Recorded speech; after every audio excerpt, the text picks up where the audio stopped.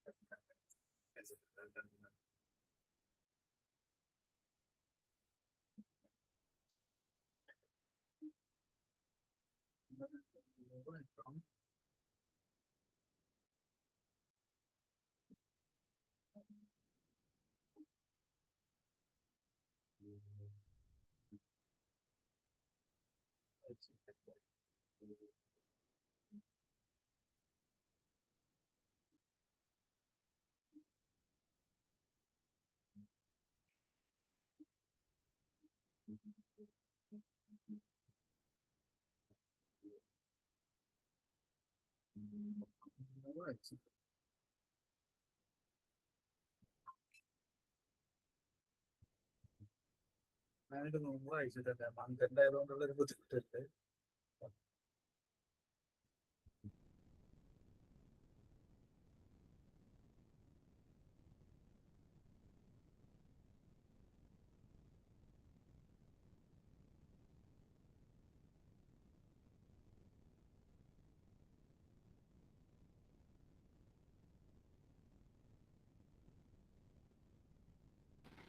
Class തുടങ്ങിയോ?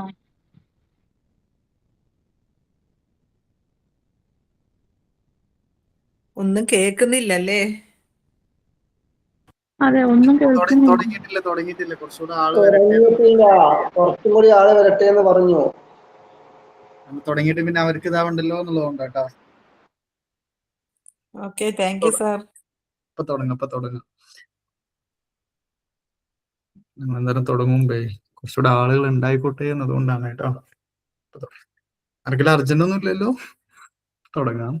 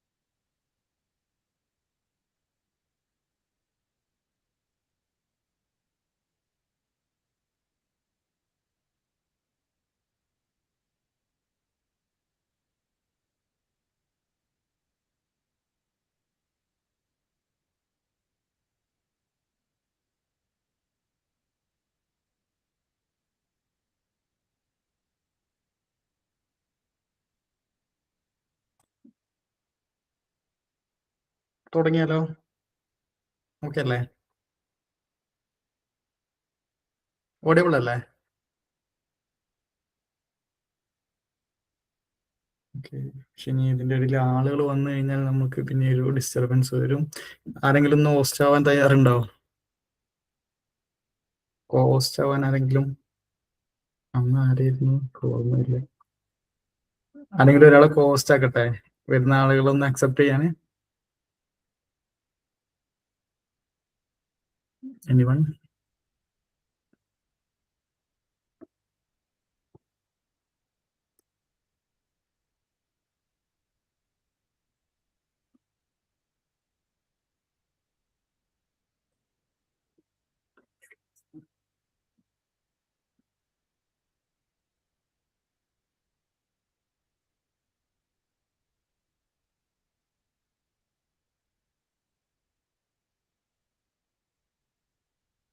Okay, audible അല്ലേ? Audible ആണോ? ഒന്ന് റിപ്ലൈ തരണേ. Yes sir.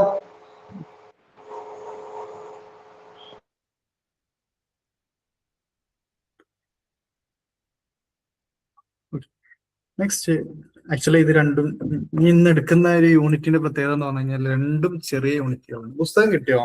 കുറെ പേർക്കൊക്കെ പോസ്റ്റ് വഴി വന്നു തുടങ്ങിയല്ലോ. ഇല്ല സാർ, സൈക്കോളജി സ്റ്റുഡൻസിന് കിട്ടിയിട്ടില്ല. ചില ആളുകൾക്കൊക്കെ പ്രിന്റിങ് നടക്കുന്നതേ ഉള്ളൂ അവിടെ. ഞാൻ നേരത്തെ പറഞ്ഞ പോലെ എനിക്ക് താൽക്കാലികമായിട്ട് വേണമെങ്കിൽ സോഷ്യോളജി സെക്കൻഡ് സെമ്മിലെ കുട്ടികളുണ്ടല്ലോ, ഇപ്പൊ ഈ 4th സെമ്മിലും അതുപോലെ 5th സെമ്മിലൊക്കെ ഉള്ള കുട്ടികളുണ്ടാവുമല്ലോ, അവരൊന്ന് കോണ്ടാക്ട് ചെയ്താല് ഒരുപക്ഷെ ഞങ്ങൾക്ക് എന്തുണ്ടാവും? അവരുടെ ബുക്ക് അല്ലേ? എങ്ങനെ? അവരുടെ ബുക്ക് അല്ലേ? അതെ, അവരുടെ ബുക്കും രണ്ടും സെയിം ആണ്.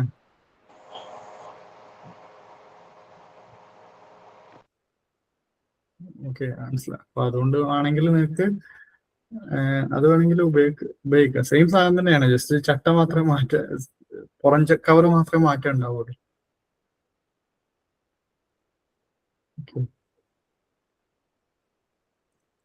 സോഷ്യോളജി സെക്കൻഡ് സെമ്മിന്റെ ആണോ സാർ? Clear second ആയില്ലായിരുന്നു. അതെ സെക്കൻഡ് സെമ്മില്ലേ. Okay sir. തൽക്കാലം ഇപ്പൊ നിങ്ങളെ അസൈൻമെന്റ് ഒക്കെ വന്നിട്ടുണ്ടോ? ഒന്നും അപ്പൊ അതിനൊക്കെ നമുക്ക് വേണമെങ്കിൽ ഉപയോഗപ്പെടുത്താവുന്നതാണ്. ഓക്കെ, ഇനി തുടങ്ങാം അല്ലെ. ആക്ച്വലി ഇന്നുള്ള 2 യൂണിറ്റിന്റെയും പ്രത്യേകത എന്ന് പറയുന്നത് വളരെ ചെറിയ 2 യൂണിറ്റുകളാണ് നമുക്ക് പഠിക്കാനുള്ളത്. ഓക്കെ, ഈ 2 മണിക്കൂറിനുള്ളത് ഉണ്ടാവില്ല, എന്നാലും ഞാൻ പരമാവധി നോക്കാം. ഓക്കെ, ബ്ലോക്ക് 3 2 യൂണിറ്റുകളാണ് നമുക്ക് പഠിക്കാനുള്ളത്. സ്ട്രക്ചറൽ ഫങ്ഷണലിസം എന്നുള്ളതാണ് ഇതിലെ ഹെഡിങ് വരുന്നത്. നമ്മൾ ഓൾറെഡി കഴിഞ്ഞ ഫസ്റ്റ് ക്ലാസ്സിൽ ഈ ഇന്ത്യൻ സൊസൈറ്റിയെ കുറിച്ച് പഠിക്കാനുള്ള പെർസ്പെക്റ്റീവ്സും മറ്റുമൊക്കെ പറഞ്ഞിട്ടുണ്ടായിരുന്നു അല്ലെ. അപ്പൊ ആ സമയത്ത് ഒരു പെർസ്പെക്റ്റീവ്സ് നമ്മൾ പറഞ്ഞതായിരുന്നു സ്ട്രക്ചറൽ ഫങ്ഷണലിസം എന്ന് പറയുന്നൊരു കൺസെപ്റ്റ്. ഇതിൽ പഠിക്കാനുള്ളത് MN ശ്രീനിവാസ് അദ്ദേഹത്തിന്റെ കൺസെപ്റ്റുകളായിട്ടുള്ള സാൻസ്ക്രിറ്റൈസേഷൻ, ഡോമിനന്റ് കാസ്റ്റ്, ഈ 2 കൺസെപ്റ്റുകളാണ് ഇന്ന് നമുക്ക് പഠിക്കാനുള്ളത്. അതില് ഫസ്റ്റ് എന്താണ് സ്ട്രക്ചറൽ ഫങ്ഷണൽ അപ്രോച്ചിനെ കുറിച്ച് പറയുന്നുണ്ട്. എന്താണ് സ്ട്രക്ചറൽ ഫങ്ഷണൽ അപ്രോച്ച് എന്ന് പറയുന്നത്? അതായത് സമൂഹത്തിലെ വിവിധ വിഭാഗങ്ങളുടെ പരസ്പര യോജിപ്പ്, വ്യവസ്ഥകളുടെ പ്രവർത്തനപരമായിട്ടുള്ള ഐക്യം എന്നിവക്ക് മുൻഗണന നൽകുന്നതാണ്. അതായത് പരസ്പരം സമൂഹത്തിലുള്ള പല കാര്യങ്ങളും എന്താണ് പരസ്പരം യോജിച്ചുകൊണ്ട് അതിന്റെ ഈ സാമൂഹ്യ വ്യവസ്ഥകളുടെ പ്രവർത്തനങ്ങളോ മറ്റൊക്കെ ഒരു ഐക്യത്തോടെ ഈ 2 കാര്യത്തിന് മുൻഗണന നൽകുന്ന ഒരിതാണ് ഇത്. ഇതിന് സാമൂഹ്യ ക്രമത്തിന്റെ അടിസ്ഥാനത്തിലാണ് പ്രധാനമായിട്ടും വിശദീകരിക്കുന്നത്. ഈ ഒരു തിയറി പ്രകാരം ഒരു വ്യവസ്ഥക്കുള്ളിലെ എല്ലാ ഘടകങ്ങളും ആ വ്യവസ്ഥയുടെ എല്ലാ ആവശ്യങ്ങളെയും നിറവേറ്റാൻ നിർബന്ധമായിട്ടും സഹായിക്കേണ്ടതുണ്ട്. അതായത് ഇപ്പോ നമ്മൾ പൊതുവെ ഈ ഫങ്ഷണലിസം എന്നൊരു കൺസെപ്റ്റ് സോഷ്യോളജിയിൽ പഠിക്കാനുണ്ട്. പഠിച്ചിട്ടുണ്ടോ എന്ന് നിങ്ങൾക്ക് അറിയുമെന്ന് എനിക്കറിയില്ല. അതിപ്പോ ഒരു എക്സാമ്പിൾ ആയിട്ട് പറയാറുള്ളത്, ഇപ്പൊ നമ്മൾ നമ്മുടെ ശരീരത്തെ ഒരു എക്സാമ്പിൾ ആക്കി എടുക്കുകയാണെങ്കിൽ നമ്മുടെ ശരീരത്തില് പല ഭാഗങ്ങളും പരസ്പരം ഇന്റർ റിലേറ്റ് ചെയ്യുന്നുണ്ട് അല്ലെ. ഉദാഹരണത്തിന് നമ്മളെ കാലിന് അല്ലെങ്കിൽ നമ്മുടെ തലവേദന പോലെയുള്ള എന്തെങ്കിലും ഒരു അസുഖം ഉണ്ടായി കഴിഞ്ഞാൽ ഓവറോൾ നമ്മളെന്താണ് ബോഡിയുടെ പ്രവർത്തനത്തെ ബാധിക്കാറുണ്ട്, ഉണ്ടോ ഇല്ലേ? നമുക്ക് ആ ഒരു ദിവസം പുറത്തേക്ക് ഇറങ്ങാനോ അല്ലെങ്കിൽ പുറത്തുള്ള ആളുകളായിട്ട് ബന്ധപ്പെടാനും മറ്റൊന്നും ഒരു മൂഡില്ലാത്തൊരു അവസ്ഥ വരാറുണ്ടോ നിങ്ങൾക്ക്? അങ്ങനെ വരുന്നൊരു അവസ്ഥ ഉണ്ടല്ലോ. അതേപോലെ സമൂഹത്തിലെ എല്ലാ ഭാഗങ്ങളും യോജിച്ച് പ്രവർത്തിക്കുന്ന ഒന്നാണ്. ഏതെങ്കിലും ഭാഗത്തിന് എന്തെങ്കിലും പ്രശ്നങ്ങൾ ഉണ്ടായി കഴിഞ്ഞാൽ ഓവറോൾ എല്ലാത്തിനെയും ബാധിക്കുന്നതാണ് ഈ ഒരു ഫങ്ഷണലിസം കൊണ്ട് ഉദ്ദേശിക്കുന്നത്. അതിന്റെ തന്നെ വേറിട്ടതാണ് സ്ട്രക്ചറൽ ഫങ്ഷണലിസം, ഘടനാപരമായിട്ടുള്ള പ്രവർത്തനവാദം. അപ്പൊ ഇതിൽ പ്രധാനമായിട്ടും ഒരു വ്യവസ്ഥക്കുള്ളിലെ എല്ലാ ഘടകങ്ങളും ആ വ്യവസ്ഥയുടെ ആകമാനുള്ള എല്ലാ ആവശ്യങ്ങളെയും നിറവേറ്റാൻ നിർബന്ധമായിട്ടും സഹായിക്കേണ്ടതുണ്ട്. അത് തന്നെ ഈ പ്രധാനമായിട്ടും ബയോളജിക്കൽ ഇൻഫ്ലുവൻസ് പറയുന്നുണ്ട്. ഓർഗാനിക് അനലോഗി എന്നൊക്കെ പറഞ്ഞിട്ട് നിങ്ങൾ മറ്റേ സ്പെൻസറിനെ കുറിച്ച് നിങ്ങൾക്ക് ഒരു ഡെവലപ്മെന്റ് ഓഫ് സോഷ്യൽ തോട്ട് അങ്ങനത്തെ ഒരു പേപ്പർ ഉണ്ടായിരുന്നല്ലേ? അതിൽ അതില് സ്പെൻസറുടെ തിയറി ഒക്കെ നിങ്ങൾ പഠിച്ചിട്ടുണ്ടാവണം. ബയോളജിക്കൽ സയൻസിലുള്ള ആശയങ്ങൾ കടമെടുത്താണ് ഈ ഒരു ഓർഗാനിക് അനലോഗി എന്ന് പറയുന്നത് സോഷ്യോളജിയിൽ വികസിപ്പിച്ചത്. നമ്മുടെ ജീവശാസ്ത്രത്തില് ഘടന എന്നത് ജീവികളെയാണ് സൂചിപ്പിക്കുന്നത്. അതായത് വ്യത്യസ്ത കോശങ്ങൾ തമ്മിലുള്ള സ്ഥിരതയുള്ള ക്രമീകരണം. അതായത് ഇപ്പൊ നമ്മൾ ഈ ഇതൊക്കെ അല്ലേ സെല്ലുകൾ ഉണ്ടാവൂലേ നമ്മുടെ ശരീരത്തിലുള്ള വ്യത്യസ്ത കോശങ്ങൾ തമ്മിലുള്ള ആ ഒരു ക്രമീകരണം, ജീവൻ നിലനിർത്താനായി വിവിധ അവയവങ്ങൾ നടത്തുന്ന പ്രവർത്തനമാണ് ഇതിലൂടെ അർത്ഥാക്കുന്നത്. അതായത് ഞാൻ നേരത്തെ പറഞ്ഞ ആ ഒരു കൺസെപ്റ്റ്, നമ്മുടെ ശരീരത്തിന് എന്തെങ്കിലും പ്രശ്നം ഉണ്ടായി കഴിഞ്ഞാൽ ഓവറോൾ ബാധിക്കുക എന്നുള്ള ആ ഒരു ഇത് ഇവിടെയാണ് ഈ ഒരു അത് ബയോളജിയിൽ നിന്ന് കടമെടുത്തതാണ്. ഹെർബർട്ട് സ്പെൻസറുടെ ഓർഗാനിക് അനലോജി എന്ന് പറയുന്ന ഒരു കൺസെപ്റ്റ് ആണ് ഇതിലൂടെ പറയുന്നത്. സ്പെൻസർ സമൂഹത്തെ ഒരു ജീവിയോട് ഉപമിച്ചു. അതായത് നമ്മുടെ സമൂഹത്തെ ഒരു ജീവനുള്ള വസ്തുവിനോട് സ്പെൻസർ ഉപമിക്കുകയാണ്. ഒരു ജീവിയെ പോലെ സമൂഹവും ശൈശവം, ഇപ്പൊ നമ്മൾക്കിപ്പോ ഒരു മനുഷ്യനാണെങ്കിലും ഒരു മനുഷ്യന് എന്തുണ്ടാവും? ശൈശവം ഉണ്ടാവും, ബാല്യം ഉണ്ടാവും, യൗവനം ഉണ്ടാവും, വാർദ്ധക്യം ഉണ്ടാവും അല്ലെ. എന്നിട്ട് ഈ വാർദ്ധക്യം ഉണ്ടാവുന്നതോട് കൂടി ആ മനുഷ്യന് മരിക്കുകയാണ് ചെയ്യുന്നത്. അതുപോലെ ഈ ഒരു സമൂഹത്തിനും ഈ സമൂഹം ശൈശവം, ബാല്യം, യൗവനം, വാർദ്ധക്യം എന്നീ ഘട്ടങ്ങളിലൂടെ കടന്നു പോകുന്നതെന്ന് അദ്ദേഹം വിശ്വസിച്ചു. എന്നാൽ ഈ ഒരു ഫങ്ഷണലിസത്തിന്റെ പശ്ചാത്തലത്തിൽ അദ്ദേഹത്തിന്റെ ഏറ്റവും വലിയ സംഭാവന സമൂഹത്തെ കൃത്യമായിട്ട് ധർമ്മങ്ങളുള്ള പല ഭാഗങ്ങൾ ചേർന്ന് ഒന്നായി നിരീക്ഷിച്ചതാണ്. അതായത് ഇത്തരത്തിലുള്ള സമൂഹത്തിന് പല ഭാഗങ്ങളുണ്ട്, ഓരോന്നും അതിൻ്റെതായിട്ടുള്ള ഫങ്ഷൻസ് ചെയ്യുന്നു, അതിനനുസരിച്ചാണ് പറയുന്നത് എന്നുള്ളതാണ്. ഇതൊക്കെ ഒരു പക്ഷേ ഇത് ജസ്റ്റ് ഒന്ന് മനസ്സിലാക്കി വെച്ചാൽ മതി. ഇതിൽ MN ശ്രീനിവാസ് ആണ് ഏറ്റവും ഫോക്കസ് ചെയ്യേണ്ടത്. അതിൽ ബുക്ക് എന്ന് പറയുന്നതുകൊണ്ട് ഞാൻ പറയാനുള്ളൂ. അതുപോലെ ഈ ആദ്യ കാലഘട്ടത്തിൽ ഈ ഒരു വീക്ഷണം വികസിപ്പിച്ചത് എമിൽ ദുർക്കീമും പിന്നീട് റാഡ്ക്ലിഫ് ബ്രൗണ് മുന്നോട്ട് കൊണ്ടുപോയത് ഒരു പ്രധാനപ്പെട്ട 2 സോഷ്യോളജിസ്റ്റുകളാണ് എമിൽ ദുർക്കീം. അതിൽ എമിൽ ദുർക്കീമിനെ നിങ്ങൾ കേട്ടിട്ടുണ്ടാവും. അപ്പൊ ആദ്യമായിട്ട് വികസിപ്പിച്ചത് ഈ ഒരു ആദ്യകാല വീക്ഷണം വികസിപ്പിച്ചത് ദുർക്കീമും പിന്നീട് എന്താണ് ഇതിനെ മുന്നോട്ട് കൊണ്ടുപോയത് റാഡ്ക്ലിഫ് ബ്രൗണും ആയിരുന്നു. ഇവർ രണ്ടുപേരും പരിണാമത്തിന്റെ പ്രാധാന്യത്തെ നിഷേധിച്ചില്ലെങ്കിലും ഭൂതകാലത്തേക്കാൾ തങ്ങളുടെ സ്വന്തം കാലഘട്ടത്തിലെ സമൂഹങ്ങളെ പഠിക്കാനാണ് കൂടുതൽ താല്പര്യപ്പെട്ടത്. ഓക്കെ, ഈ ഒരു സ്ട്രക്ചറൽ ഫങ്ഷണലിസ്റ്റ് സമീപനം സമൂഹത്തെ പരസ്പരം ബന്ധപ്പെട്ടിരിക്കുന്ന വ്യക്തികൾ ചേർന്നിരിക്കുന്ന ഒരു ഘടനയായിട്ട് പഠിക്കുന്നുണ്ട്.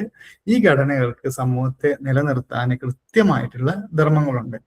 ഈ ഒരു വ്യവസ്ഥയില് വ്യക്തികള് അപ്രധാനമാണ്. ഒരാൾക്ക് പകരം മറ്റൊരാൾ വരാം എന്നുള്ളതാണ് ഇതിൽ. അതായത് വ്യക്തികളെക്കാൾ പ്രാധാന്യം സമൂഹത്തിനാണ്. അതായത് ഒരാൾക്ക് പകരം എന്താണ് മറ്റൊരാൾ വരാം. ഇപ്പൊ ഒരാൾ മരിച്ചു കഴിഞ്ഞാൽ പകരം വേറെ ആൾക്കാർ വരില്ല. അതുപോലെ വ്യക്തികളെക്കാൾ പ്രധാനം ഘടനകളും അവയുടെ ധർമ്മങ്ങളുമാണ്. നമ്മൾ ചെയ്യുന്ന ഫങ്ഷൻസിനാണ് ഇവിടെ ഏറ്റവും കൂടുതൽ ഇത് എന്ന് പറയുന്നത്.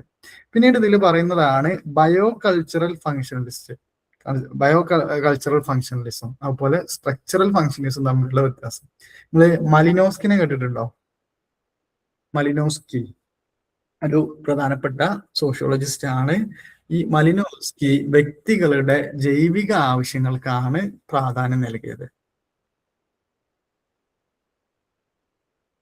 മലിനോസ്കി വ്യക്തികളുടെ ജൈവിക ആവശ്യങ്ങൾക്കാണ് പ്രാധാന്യം നൽകിയത്. സംസ്കാരത്തിന്റെ ധർമ്മങ്ങൾ ഈ ആവശ്യങ്ങളെ നിലനിർത്താൻ സഹായിക്കുന്നു എന്ന് അദ്ദേഹം കരുതി. ഭാഷ, സംസ്കാരത്തിന്റെ മൂല്യങ്ങള്, മറ്റ് ഘടകങ്ങൾ എന്നിവ പരസ്പരം എങ്ങനെ സംബന്ധിച്ച് വ്യക്തികളുടെ അവകാശങ്ങൾ നിറവേറ്റുന്നുവെന്ന് അദ്ദേഹം നിരീക്ഷിച്ചു. പ്രധാനമായിട്ടും നമുക്കുള്ള ഭാഷ, മൂല്യങ്ങള്, വിശ്വാസങ്ങള്, മാനദണ്ഡങ്ങള്, അതുപോലെ കലാവസ്തുക്കള്, നിയമങ്ങള് തുടങ്ങിയൊക്കെ എന്താണ് ധർമ്മങ്ങളിലൂടെയും പരസ്പര ബന്ധത്തിലൂടെയാണ് സംസ്കാരത്തെ നന്നായി മനസ്സിലാക്കാൻ കഴിയുമെന്ന് അദ്ദേഹം വിശ്വസിച്ചു. അതായത് ഈ ഒരു ഇതെന്താണ്, ഈ ഒരു കൺസെപ്റ്റിനെ, ഈ സ്ട്രക്ചറൽ ഫങ്ഷണലിസം എന്ന് പറയുന്ന ഒരു കൺസെപ്റ്റിനെ മലിനോസ്കി കൊണ്ടുവന്ന ബയോ കൾച്ചറൽ ഫങ്ഷണലിസവുമായിട്ട് എന്താണ് താരതമ്യം ചെയ്യാണ്. മലിനോസ്കി വ്യക്തികളുടെ ജൈവിക ആവശ്യങ്ങൾ എന്ന് പറഞ്ഞു കഴിഞ്ഞാൽ എന്താണ്, ഓരോ മനുഷ്യനും പലതരത്തിലുള്ള ബയോളജിക്കൽ ആയിട്ടുള്ള ആവശ്യങ്ങൾ ഉണ്ടാകും. അതിനാണ് പ്രാധാന്യം നൽകിയത്. പ്രധാനമായിട്ടും സംസ്കാരത്തിന്റെ ധർമ്മങ്ങള് ഈ ആവശ്യങ്ങൾ നിലനിർത്താൻ സഹായിക്കുമെന്ന് അദ്ദേഹം കരുതി. ഭാഷ, സംസ്കാരത്തിന്റെ മൂല്യങ്ങള്, മറ്റ് ഘടകങ്ങൾ എന്നിവ പരസ്പരം എങ്ങനെ സംബന്ധിച്ച് വ്യക്തികളുടെ ആവശ്യങ്ങൾ നിറവേറ്റുന്നുവെന്ന് അദ്ദേഹം നിരീക്ഷിച്ചു. ഭാഷ, മൂല്യങ്ങള്, വിശ്വാസങ്ങള്, മാനദണ്ഡങ്ങള്, കലാവസ്തുക്കള്, നിയമങ്ങള് തുടങ്ങിയവയുടെയൊക്കെ ധർമ്മങ്ങളിലൂടെയും പരസ്പര ബന്ധത്തിലൂടെയാണ് സംസ്കാരത്തെ നന്നായി മനസ്സിലാക്കാൻ കഴിയുക എന്ന് അദ്ദേഹം വിശ്വസിച്ചു. പിന്നെ ഇതിൽ മറ്റൊന്ന് പറയുന്നതാണ് ബ്രൗണിന്റെ സ്ട്രക്ചറൽ ഫങ്ഷണലിസം. മറ്റൊരു പ്രധാനപ്പെട്ട ഒരു ആളാണ് ബ്രൗണ്. ജൈവിക ആവശ്യങ്ങളെക്കാൾ സാമൂഹിക ഘടനക്കാണ് ബ്രൗണ് പ്രാധാന്യം നൽകിയത്. മറ്റേ മലിനോസ്കി എന്താണ്, സമൂഹത്തിനേക്കാൾ ബയോളജിക്കൽ ആയിട്ടുള്ളതിനാണ് ഇത് കൊടുത്തിരുന്നത്. എന്നാൽ ഈ ഒരു ജൈവിക ആവശ്യങ്ങളെക്കാൾ സാമൂഹ്യ ഘടനക്കാണ് പ്രധാനമായിട്ടും ബ്രൗണ് പ്രാധാന്യം നൽകിയത്. വ്യവസ്ഥയുടെ തുടർച്ച ഉറപ്പാക്കാൻ പ്രവർത്തിക്കുന്ന പല യൂണിറ്റുകൾ ചേർന്നാണ് സാമൂഹിക ഘടന എന്ന് അദ്ദേഹം വിശ്വസിച്ചു. പ്രധാനമായിട്ടും ക്ലാസ്, കാസ്റ്റ്, കുടുംബം തുടങ്ങിയ വ്യക്തികളുടെ ക്രമീകരണങ്ങളെയാണ് അദ്ദേഹം സാമൂഹിക ഘടനയായിട്ട് കണ്ടത്. നമ്മളിപ്പോ സ്ട്രക്ചർ എന്ന് പറയുന്നത് ഈ സാമൂഹിക ഘടന, സോഷ്യൽ സ്ട്രക്ചർ ആയിട്ട് കണ്ടത് പ്രധാനമായിട്ടും എന്താണ്, ബ്രൗണ് വ്യവസ്ഥയുടെ, നമ്മുടെ സമൂഹത്തിലുള്ള വ്യവസ്ഥയുടെ ഒരു തുടർച്ച ഉറപ്പാക്കാൻ കഴിയുന്ന പല യൂണിറ്റുകൾ ചേർന്നതാണ് സാമൂഹിക ഘടന എന്ന് അദ്ദേഹം വിശ്വസിച്ചു. അതായത് ഈ മലിനോസ്കിയിൽ നിന്ന് ബ്രൗണ് വ്യത്യസ്തമാകുന്ന എന്താണ്, അദ്ദേഹം ഈ സ്ട്രക്ചറൽ ഫങ്ഷണലിസത്തെ കുറിച്ച് പറയുന്നത് എന്താണ്, ജൈവിക ആവശ്യങ്ങളെക്കാൾ സാമൂഹ്യ ഘടനക്കാണ് ബ്രൗണ് പ്രാധാന്യം നൽകിയത്. വ്യവസ്ഥയുടെ തുടർച്ച ഉറപ്പാക്കാൻ പ്രവർത്തിക്കുന്ന പല യൂണിറ്റുകൾ ചേർന്നാണ് സാമൂഹിക ഘടന എന്ന് അദ്ദേഹം വിശ്വസിച്ചു. ക്ലാസ്, കാസ്റ്റ്, കുടുംബം തുടങ്ങിയിട്ടുള്ള വ്യക്തികളുടെ ക്രമീകരണങ്ങളെയാണ് അദ്ദേഹം സാമൂഹിക ഘടനയായിട്ട് കണ്ടത്. പിന്നീട് അദ്ദേഹം മറ്റൊന്ന് പറയുന്നത് ഘടനാപരമായിട്ടുള്ള പ്രവർത്തനവാദികളുടെ അഭിപ്രായത്തിൽ, അതായത് ഈ ഈ ഒരു ഇതിന്റെ അഭിപ്രായത്തില് സമൂഹം എന്ന് പറയുന്നത് ഒരു വ്യവസ്ഥയാണ്. അതിന്റെ ഭാഗങ്ങള് വ്യവസ്ഥയുടെ ഐക്യത്തിനും സ്ഥിരതക്കും വേണ്ടി ഒത്തുചേർന്ന് പ്രവർത്തിക്കുന്നു എന്നാണ് പറയുന്നത്. അതായത് സ്ട്രക്ചറൽ ഫങ്ഷനിസ്റ്റുകളുടെ അഭിപ്രായത്തിൽ സമൂഹം എന്ന് പറയുന്നത് ഒരു സിസ്റ്റമാണ്. നമ്മുടെ സമൂഹം എന്ന് പറയുന്നത് നമ്മുടെ ബോഡിയിൽ പല സിസ്റ്റങ്ങൾ നടക്കും, അതേപോലെ ഒരു സിസ്റ്റമാണ്. അതിന്റെ ഭാഗങ്ങള് വ്യവസ്ഥയുടെ ഐക്യത്തിനും സ്ഥിരതക്കും വേണ്ടി ഒത്തുചേർന്ന് പ്രവർത്തിക്കും. അതായത് സമൂഹത്തെ ഒരു സിസ്റ്റമായി കണ്ട് ആ ഒരു സിസ്റ്റം നമ്മളിപ്പോ എന്തെങ്കിലും ഒരു സിസ്റ്റം ഇൻട്രൊഡ്യൂസ് ചെയ്യുകയാണെങ്കിൽ എന്താണ്, എല്ലാവരും ഐക്യത്തോടെ പ്രവർത്തിച്ചാൽ മാത്രമേ നമുക്ക് എന്ത് പറ്റുള്ളൂ, ആ ഒരു സിസ്റ്റം നല്ല രീതിയിൽ മുന്നോട്ടുണ്ടാകാൻ പറ്റും. അതുപോലെ സമൂഹം എന്ന് പറയുന്നത് ഒരു വ്യവസ്ഥയാണ്. അതിന്റെ ഭാഗങ്ങള് വ്യവസ്ഥയുടെ ഐക്യത്തിനും സ്ഥിരതക്കും വേണ്ടി ഒത്തുചേർന്ന് പ്രവർത്തിക്കുന്നു. ഇപ്പൊ ഉദാഹരണത്തിന് നമ്മുടെ ഒരു ബയോളജിക്കൽ ആയിട്ടുള്ള ഒരു ഉദാഹരണം പറയുന്നുണ്ട്. നമ്മുടെ ഒരു ദഹന വ്യവസ്ഥ ഷെയർ ചെയ്യോ എന്ന് പറയോ? എന്താണ് പേജ് നമ്പർ? 54. 54 MN ശ്രീനിവാസിന്റെ ഒരു ഫോട്ടോ കണ്ടല്ലോ, ആ ഒരു page. Okay sir, thank you. Okay, ഇതിൽ ഉദാഹരണമായിട്ട് നമ്മുടെ ഡൈജസ്റ്റീവ് സിസ്റ്റത്തിന്റെ ഒരു എക്സാമ്പിൾ പറയുന്നുണ്ട്. അതിൽ പറയുന്നത് എന്താ വെച്ചാല് പ്രധാനമായിട്ടും നമ്മുടെ ദഹന വ്യവസ്ഥ, വയറ്, വായ, കുടലുകൾ എന്നിവ ചേർന്നതാണെങ്കിലും ഓരോന്നും എന്താണ് കൃത്യമായിട്ടുള്ള ധർമ്മങ്ങളുണ്ട് അല്ലേ? നമ്മൾ വായക്കൊരു ഇതുണ്ട്, കുടലുകൾക്ക് ഒന്നുണ്ട്, വയറിന് ഒക്കെ ഓരോ ഫങ്ഷൻസ് ഉണ്ടല്ലോ, ഓരോന്നും കൃത്യമായിട്ട് ചെയ്യുന്നുണ്ട്. അതേപോലെ സമൂഹത്തിലും ഓരോ വ്യക്തികൾക്കും കൃത്യമായിട്ടുള്ള ഓരോ ചുമതലകളുണ്ട്. വ്യക്തിയേക്കാൾ പ്രധാനം എന്താണ്, ആ വ്യവസ്ഥയെ നിലനിർത്താന് വ്യക്തി ചെയ്യുന്ന ധർമ്മമാണ്, ഫങ്ഷനാണ് എന്നുള്ളതാണ്. ഇപ്പൊ ഒരു സ്ഥാപനത്തെ പഠിക്കുന്നതിന്റെ അടിസ്ഥാനം അത് ചെയ്യുന്ന അവശ്യ ധർമ്മങ്ങളാണ്. ഇപ്പൊ ഉദാഹരണത്തിന് ജാതി, കുടുംബം, ബന്ധം തുടങ്ങിയിട്ടുള്ള വിവിധ സ്ഥാപനങ്ങളെ സമൂഹവുമായും അതുപോലെ സമൂഹവുമായി പരസ്പരമുള്ള ബന്ധത്തിന്റെ അടിസ്ഥാനത്തിലാണ് ഇവര് പഠിക്കുന്നത്. അതായത് ഈ സ്ട്രക്ചറൽ ഫങ്ഷനിസ്റ്റ് എങ്ങനെ പഠിക്കുന്നതാണ് പറയുന്നത്. അപ്പൊ അതിൽ ജസ്റ്റ് ഒരു ആ ദഹന വ്യവസ്ഥയായിട്ടൊന്ന് റിലേറ്റ് ചെയ്യാണ് ചെയ്യുന്നത്. ഓരോന്നിനും കൃത്യമായിട്ടുള്ള ധർമ്മങ്ങളുണ്ട്. ഇതുപോലെ സമൂഹത്തിലെ ഓരോ വ്യക്തിയും കൃത്യമായിട്ടുള്ള ചുമതലകൾ ചെയ്യുന്നുണ്ട്. അപ്പൊ ഒരു സ്ഥാപനത്തെ പഠിക്കുന്നതിന്റെ അടിസ്ഥാനം എന്ന് പറയുന്നത് അത് ചെയ്യുന്ന അവശ്യ ധർമ്മങ്ങളാണ് അല്ലെ? ഇപ്പൊ ജാതി എടുക്കുകയാണെങ്കിൽ ആ ജാതി എന്താണ് ചെയ്യുന്നത്, അതിന്റെ ധർമ്മങ്ങളാണ് നമ്മൾ നോക്കുക. കുടുംബം, ബന്ധുത്വം തുടങ്ങിയിട്ടുള്ള വിവിധ സ്ഥാപനങ്ങളെയും സമൂഹവുമായും പരസ്പരമുള്ള ബന്ധത്തിന്റെ അടിസ്ഥാനത്തിലാണ് പഠിക്കുന്നത്. സംസ്കാരത്തിന്റെ എല്ലാ വശങ്ങളും പരസ്പര ബന്ധിതവും പരസ്പര ആശ്രിതവുമാണ് എന്നതാണ് ഈ ഒരു പഠനത്തിന്റെ പ്രധാന ഭാഗം. പ്രധാനമായിട്ടും ഫീൽഡ് വർക്കാണ് ഇതിൽ ഉപയോഗിച്ചിരുന്നത്. നമ്മൾ നേരത്തെ കഴിഞ്ഞ ക്ലാസ്സിൽ പറഞ്ഞിരുന്നു, ഇൻഡോളജിക്കൽ അപ്രോച്ച് എന്ന് പറയുന്ന ഒരു കൺസെപ്റ്റിൽ പറഞ്ഞിട്ടുണ്ടായിരുന്നു എന്ത്, ആളുകള് എന്താണ് ഇൻഡോളജി എന്നുകൊണ്ട് ഉദ്ദേശിക്കുന്നത്. ഇൻഡോളജി എന്ന് പറഞ്ഞു കഴിഞ്ഞാൽ എന്തെന്ന് നമ്മൾ പറഞ്ഞിരുന്നത് ഓർമ്മ ഉണ്ടോ? ഇൻഡോളജിയെ കുറിച്ച് പറഞ്ഞത് ഇന്ത്യൻ ആശയങ്ങള് ഇങ്ങനെ എന്തെങ്കിലും പുസ്തകത്തിന്റെ അടിസ്ഥാനത്തിൽ എന്താണ് നമ്മൾ പഠിക്കുക എന്നുള്ളതായിരുന്നത് അതില് പറഞ്ഞിട്ടുണ്ടായിരുന്നത് അല്ലെ? ഓർമ്മ ഉണ്ടാവോ അങ്ങനെ പറഞ്ഞത്? പുണ്യപുരാതന മറ്റേ രാമായണം, മഹാഭാരതം ആ ഒരു പുസ്തകത്തിന്റെ അടിസ്ഥാനത്തിൽ നമ്മൾ പഠിക്കുക എന്നുള്ളതായിരുന്നു പറഞ്ഞിരുന്നത്. ഓക്കെ, പക്ഷെ ഇവിടെ എന്താണ് അതിലുള്ള ഒരു മാറ്റം, ഷിഫ്റ്റിംഗ് എന്ന് പറയുന്നത് എന്താണ്, ബ്രിട്ടീഷ് ആന്ത്രപ്പോളജി രീതിയിൽ വലിയൊരു ഫീൽഡ് വർക്ക് ആന്ത്രപ്പോളജിയുടെ ഒരു നിർണായക ഘടകമാക്കാൻ ഇവര് ആവശ്യപ്പെട്ടു. ഗവേഷകര് പഠന വിധേയമാക്കുന്ന സമൂഹത്തോടൊപ്പം താമസിച്ച് അവരുടെ ലൈഫ് സ്റ്റൈൽ പങ്കുവെച്ച് ഡിസ്ക്രിപ്റ്റീവ് ഒബ്സർവേഷൻ ഒക്കെ നടത്തണമെന്ന് ഇവര് നിർദ്ദേശിച്ചു. ഈ സ്ട്രക്ചറൽ ഫങ്ഷണലിസ്റ്റുകൾ പൊതുവെ മറ്റുള്ള നമ്മൾ നേരത്തെ പറഞ്ഞ ഇൻഡോളജിയിൽ നിന്നുള്ളൊരു വ്യത്യാസം എന്ന് പറയുന്നത്, ആരോ അഡ്മിറ്റ് ആവുമെന്നല്ലോ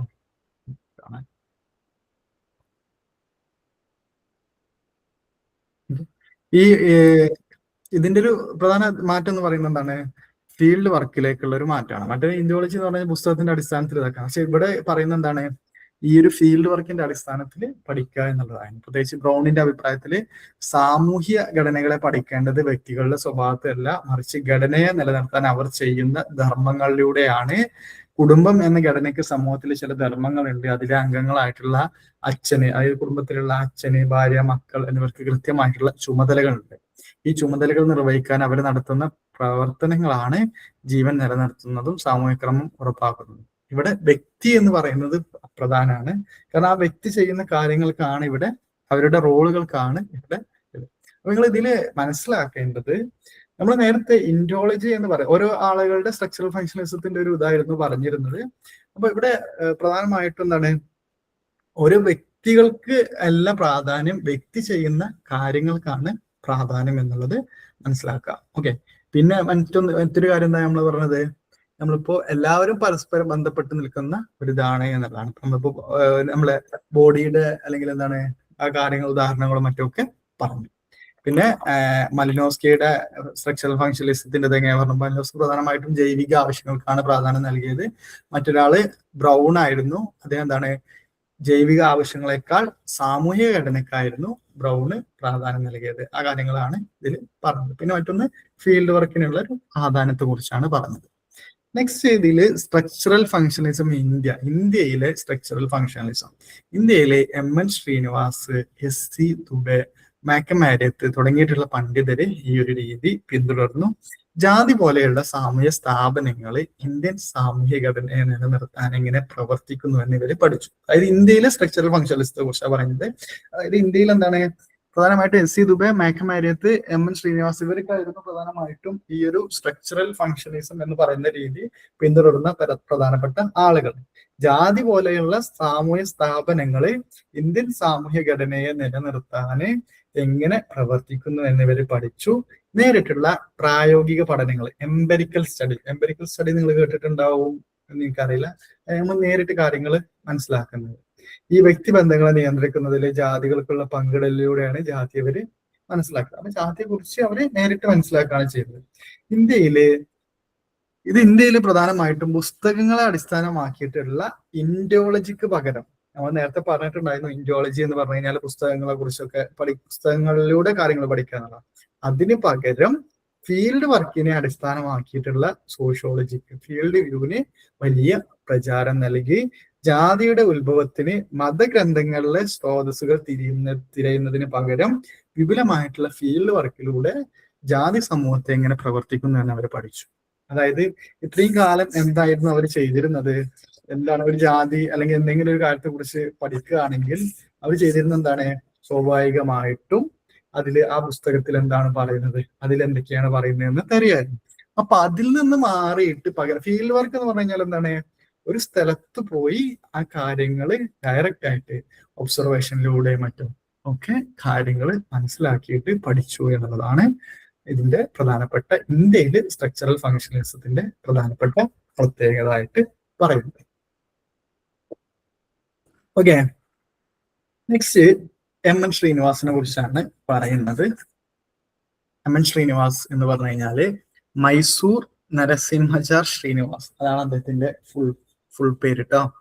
1916 മുതൽ 99 വരെയാണ് അദ്ദേഹം ജീവിച്ചത്. ഇന്ത്യൻ സോഷ്യോളജിയിലെയും സോഷ്യൽ ആന്ത്രപ്പോളജിയിലെയും ഒരു പ്രമുഖ പൈനിയർ, ഒരു പ്രധാനപ്പെട്ട വ്യക്തി. നമ്മൾ കഴിഞ്ഞ ബോംബെ ഇലക്ഷനൊക്കെ പറഞ്ഞ സമയത്ത്, ഇന്ത്യയുടെ ഡെവലപ്മെന്റ് ഒക്കെ പറഞ്ഞ സമയത്ത് ജസ്റ്റ് മെൻഷൻ ചെയ്തിട്ടുണ്ടായിരുന്നു. ഓക്കെ, അപ്പൊ അതുപോലെ ഒരു പ്രമുഖ ഇതാണ്. ബോംബെയിലെ GS ഗുരയുടെ കീഴിൽ MA പൂർത്തിയാക്കിയിട്ടുള്ള അദ്ദേഹം ഓക്സ്ഫോർഡ് യൂണിവേഴ്സിറ്റിയിൽ പോയിട്ട് റാഡ്ക്ലിഫ് ബ്രൗൺ, ഹിവാൻസ് പ്രിച്ചാർഡ് എന്നിവരുടെ മേൽനോട്ടത്തിൽ PhD ഡോക്ടറൽ ഡിഗ്രി നേടി. 1951 ഇന്ത്യയിൽ തിരിച്ചെത്തിയ അദ്ദേഹം യൂണിവേഴ്സിറ്റി ഓഫ് ബറോഡയിലെ പുതിയ സോഷ്യോളജി ഡിപ്പാർട്ട്മെന്റ് മേധാവിയായി. പിന്നീട് ഡൽഹി യൂണിവേഴ്സിറ്റിയിൽ സോഷ്യോളജി ഡിപ്പാർട്ട്മെന്റ് സ്ഥാപിച്ചു. ഈ 2 ഡിപ്പാർട്ട്മെന്റുകളിലും സോഷ്യൽ ആന്ത്രപ്പോളജിയും സോഷ്യോളജിയും അദ്ദേഹം ഒന്നിച്ച് സംയോജിപ്പിച്ചുകൊണ്ടായിരുന്നു കൊണ്ടുപോയിരുന്നത്. ഓക്കെ, നെക്സ്റ്റ് ഫീൽഡ് വർക്ക് പാരമ്പര്യം. അപ്പൊ ഇതാണ് അദ്ദേഹത്തെ കുറിച്ച് ബേസിക് ആയിട്ട് പറയാനുള്ള കാര്യങ്ങൾ. ഫീൽഡ് വർക്ക്, ഇന്ത്യൻ സോഷ്യോളജിയിൽ ഫീൽഡ് വർക്കിനെ അടിസ്ഥാനമാക്കിയിട്ടുള്ള ഗവേഷണങ്ങളുടെ ശക്തനായിട്ടുള്ള ഒരു വ്യക്തിത്വമായിരുന്നു അദ്ദേഹം. ഫീൽഡ് വർക്ക് എന്താണെന്ന് മനസ്സിലായിട്ടുണ്ടോ?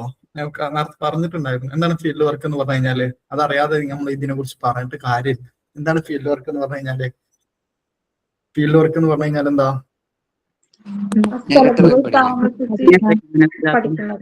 എങ്ങനെ?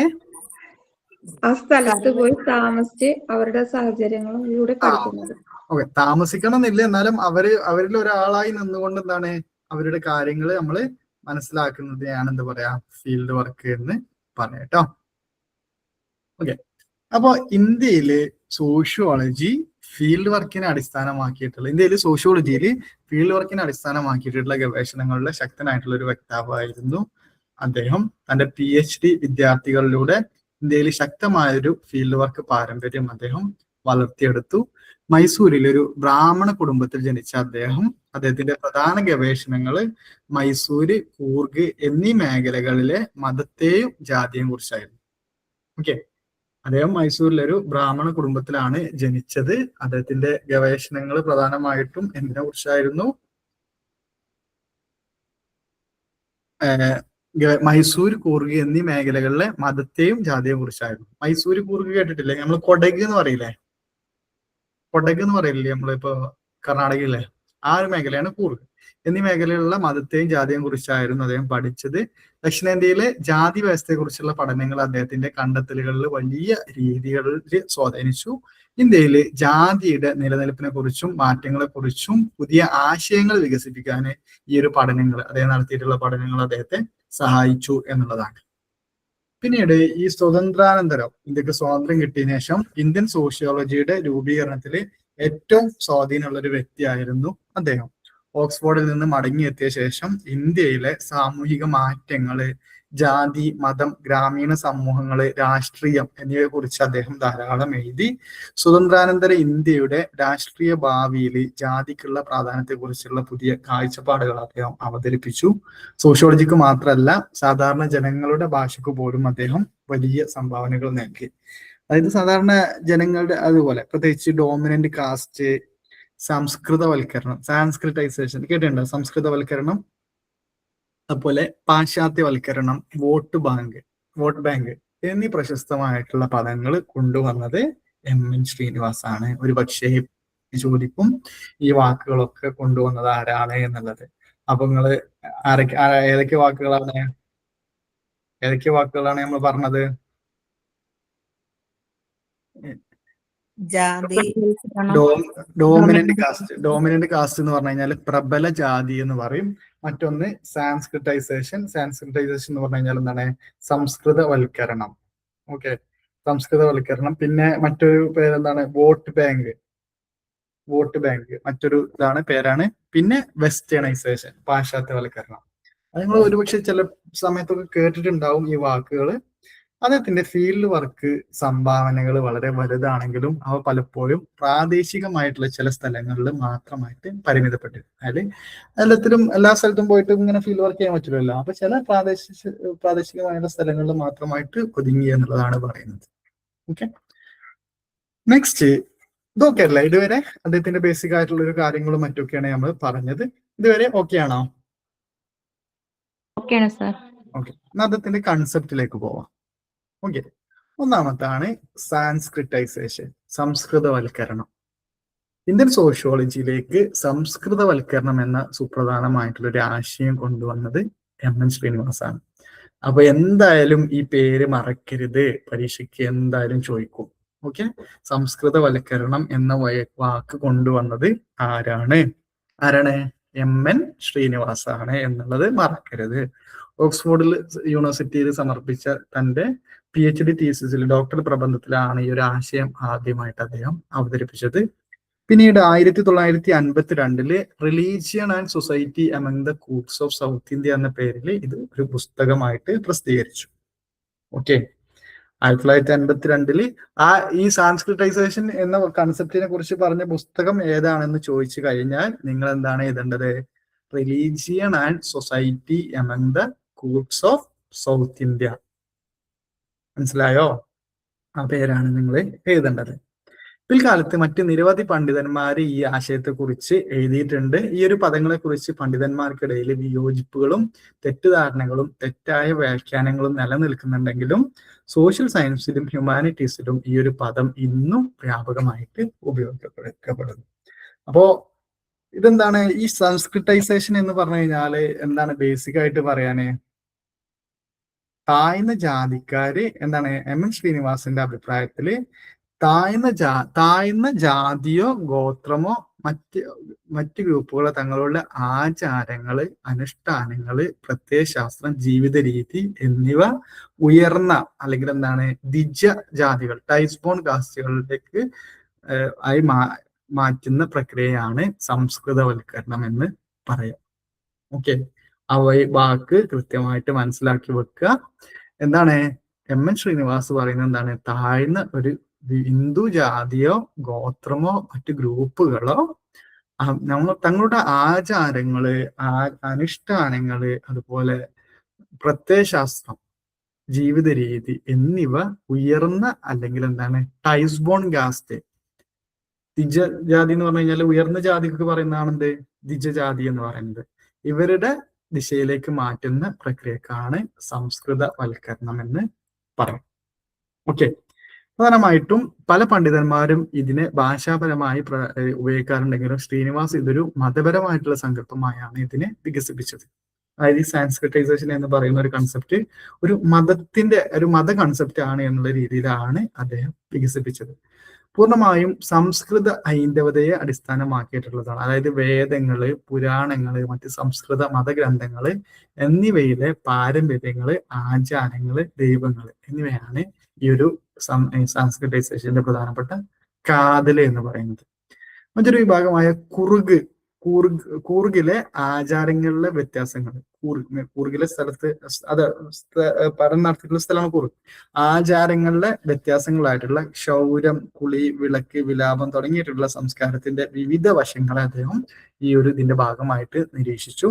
ഇതിലൂടെയാണ് സംസ്കൃത ഹൈന്ദവയുടെ ആചാരങ്ങളും പ്രത്യയശാസ്ത്രങ്ങളും ദൈവങ്ങളെയും ആര്യതര ഹൈന്ദവ വിഭാഗങ്ങൾ കടമെടുക്കുന്ന പ്രക്രിയ അദ്ദേഹം സംസ്കൃതവൽക്കരണത്തെ അതായത് അദ്ദേഹത്തിന്റെ ഒരു ഫീൽഡ് വർക്കുമായി ബന്ധപ്പെട്ട കാര്യങ്ങളാണ് പറയുന്നത്. കൂർഗിൽ അദ്ദേഹം പഠനം നടത്തിയ സമയത്ത് അവിടെയുള്ള ആചാരങ്ങളിലെ വ്യത്യാസങ്ങള് മറ്റുള്ള സ്ഥലങ്ങളിൽ നിന്നുള്ള ഒരു വ്യത്യാസമായിട്ട് അദ്ദേഹം മനസ്സിലായത് ക്ഷൗരം ചെയ്യൂല, ഷേവ് ചെയ്യുക, അതുപോലെ കുളി, വിളക്ക്, വിലാപം തുടങ്ങിയിട്ടുള്ള സംസ്കാരത്തിന്റെ വിവിധ വശങ്ങളെ അദ്ദേഹം ഈ ഒരു പഠനത്തിന്റെ ഭാഗമായിട്ട് നിരീക്ഷിച്ചു.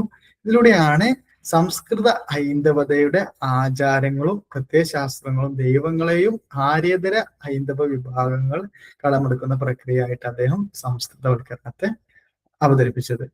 ഹൈന്ദവ സമൂഹത്തില് ഘടനാപരമായ അടിസ്ഥാനം ജാതിയാണ്. ജാതിയെ കുറിച്ച് മനസ്സിലാക്കിയാൽ മാത്രമേ സംസ്കൃതവൽക്കരണത്തിന്റെ ഒരു ചട്ടക്കൂട് വ്യക്തമാവൂ എന്ന് ശ്രീനിവാസ് നിരീക്ഷിക്കുന്നു. അപ്പൊ അദ്ദേഹത്തിന്റെ പഠനത്തിന്റെ കാര്യങ്ങൾ ഇങ്ങനെ പറയാണ്. സംസ്കൃതവൽക്കരണം എന്ന് പറയുന്ന ആ ഒരു ഇത് മനസ്സിലാക്കണമെന്നുണ്ടെങ്കിൽ ഹൈന്ദവ സമൂഹത്തിന്റെ ജാതിയെ കുറിച്ച് നമ്മൾ മനസ്സിലാക്കണമെന്നാണ് അദ്ദേഹം പറയുന്നത്. ജാതി ശ്രേണിയിൽ ഉയർന്ന സ്ഥാനത്തുള്ളവര് കൂടുതലും സംസ്കൃതവൽക്കരിക്കപ്പെട്ടവരാണ്. അവിടെ പഠനം നടത്തിയപ്പോൾ അദ്ദേഹത്തിന് മനസ്സിലായ ഒരു കാര്യമാണ് എന്ത്, അവിടെയുള്ള ആളുകൾ അധികം സംസ്കൃതവൽക്കരിക്കപ്പെട്ടവരാണ്. താഴ്ന്ന ജാതിക്കാരും സമൂഹത്തിന് പുറത്തുള്ള ഗോത്രങ്ങളും തങ്ങളുടെ പദവി ഉയർത്താനായി ഇത്തരം ഉയർന്ന ജാതിക്കാരുടെ ശീലങ്ങൾ അനുകരിക്കുകയാണ് ചെയ്യുന്നത്. അതായത് ഞാനിപ്പോ ഒരു താഴ്ന്ന ജാതിയാണ്, ഞാൻ ഈ ഉയർന്ന ജാതിക്കാരുടെ ഇന്ന കാര്യങ്ങളൊക്കെ ചെയ്തു കഴിഞ്ഞാൽ സ്വാഭാവികമായിട്ടും ഞാനും ഉയർന്ന ജാതിയാവും എന്നുള്ള ഒരു കൺസെപ്റ്റാണ് അതിന് വേണ്ടിയിട്ടാണുള്ളത്. അപ്പൊ അതുകൊണ്ട് തന്നെ താഴ്ന്ന ജാതിക്കാര് ബ്രാഹ്മണ ആചാരങ്ങൾ സ്വീകരിക്കുന്നതിനെതിരെ വലിയ വിലക്കുകൾ നിലനിന്നിരുന്നു. എങ്കിലും പ്രായോഗികമായി അത് തടയുന്നതിന് ഈ വിലക്കുകൾ പരാജയപ്പെട്ടു. അതായത് ഈ ഒരു സംസ്കൃതൈസേഷൻ പ്രോസസ്സിനെതിരെ ഒരുപാട് വിലക്കുകൾ കാരണം ഈ താഴ്ന്ന ജാതിക്കാർ ഇത് ചെയ്യുമ്പോൾ സ്വാഭാവികമായിട്ടും അത് അവർക്ക് മറ്റവർക്കൊരു ബുദ്ധിമുട്ട് വരുമല്ലോ. അപ്പൊ അതിനെതിരെ ഒരുപാട് വിലക്കുകളൊക്കെ ഉണ്ടായിരുന്നെങ്കിലും പക്ഷെ എന്താണ് പ്രായോഗികമായിട്ട് അത് തടയുന്നതിൽ ഈ വിലക്കുകൾ തടയുന്നതിൽ അവർ പരാജയപ്പെട്ടു എന്നുള്ളതാണ്. മറ്റൊന്ന് ദിജസങ്കല്പം. വർണ്ണവ്യവസ്ഥയിലെ ആദ്യ 3 വർണ്ണങ്ങളെയാണ് ദിജ അല്ലെങ്കിൽ ടൈസ്ബോൺ എന്ന് പറയുന്നത്. അതായത് ഞാൻ നേരത്തെ പറഞ്ഞില്ലേ ഉയർന്ന ജാതിക്കാരെയാണ്, ബ്രാഹ്മണർ, ക്ഷത്രിയർ, വൈശ്യർ എന്നിവരെയാണ് ദിജർ എന്നറിയപ്പെടുന്നത്. അവർ ശാരീരികമായിട്ട് ഒരു തവണയും പിന്നീട് ഉപനയന ചടങ്ങുകളിലൂടെ ആത്മീയമായി 2ാം തവണയും ജനിക്കുന്നു എന്നാണ് വിശ്വാസം. അതായത് ടൈസ്ബോൺ എന്നാണ് ആ ദിജന്മാർക്ക് നമ്മൾ എന്ത് പറയാ ഇംഗ്ലീഷിൽ പറയാം. ടൈസ് ബോൺ എന്ന് പറഞ്ഞാൽ ബോൺ എന്ന് പറഞ്ഞു കഴിഞ്ഞാൽ എന്താണ് ജനിക്കുക എന്നുള്ളതാണ്. ടൈസ് എന്ന് പറഞ്ഞു കഴിഞ്ഞാല് 2 എന്നുള്ളതിനാണ്. അപ്പൊ ഇവരെന്താണ് ഈ 3 വർണ്ണങ്ങൾ പ്രധാനമായിട്ടും ഈ മുകളിലുള്ള ബ്രാഹ്മണർ, ക്ഷത്രിയർ, വൈശ്യർ ഇവരെന്താണ് ശാരീരികമായിട്ട് ഒരു തവണയും പിന്നീട് എന്താണ് ഉപനയന ചടങ്ങുകളിലൂടെ ആത്മീയമായി 2ാം തവണയും ജനിക്കുന്നു എന്നാണ് പൊതുവെയുള്ള ഒരു വിശ്വാസം. തങ്ങളുടെ ജീവിത രീതിയും ആചാരങ്ങളും വേദങ്ങള്, മനുസ്മൃതി തുടങ്ങിയിട്ടുള്ള സംസ്കൃത ഗ്രന്ഥങ്ങളെ അടിസ്ഥാനമാക്കി ഈ ടൈസ്ബോൺ കാസ്റ്റിന്റെ ജീവിത രീതി മറ്റൊക്കെ എന്താണ് ഈ സംസ്കൃത ഗ്രന്ഥങ്ങളൊക്കെ അടിസ്ഥാനമാക്കിയിട്ടുള്ളതാണ്. ജാതി വ്യവസ്ഥയിൽ ഇവര് ഉയർന്ന സ്ഥാനം കൈവരിക്കുന്നുണ്ട്. മറുവശത്ത് താഴ്ന്ന ജാതിക്കാര് എന്താണ് വ്യത്യസ്ത ദൈവങ്ങളും ബലിഷ്ഠമായിട്ടുള്ള ആചാരങ്ങളും വ്യത്യസ്തമായ ഭക്ഷണ രീതികളും ഉള്ളവരായിരുന്നു. അതായത് ആദ്യം നമ്മള് ഉയർന്ന ജാതിക്കാരുടെ കാര്യങ്ങൾ പറഞ്ഞു, പിന്നീട് താഴ്ന്ന ജാതിക്കാര് അവര് മറ്റിൽ നിന്ന് എന്താണ് വ്യത്യാസം? താഴ്ന്ന ജാതിക്കാർക്ക് വ്യത്യസ്തമായിട്ടുള്ള ദൈവങ്ങളും ബലിഷ്ഠമായിട്ടുള്ള ആചാരങ്ങളും, അതായത് ഈ ബലി ഒക്കെ ചെയ്യുക അങ്ങനെയുള്ള ആചാരങ്ങളും വ്യത്യസ്തമായിട്ടുള്ള ഭക്ഷണ രീതികളും ഉണ്ടായിരുന്നു.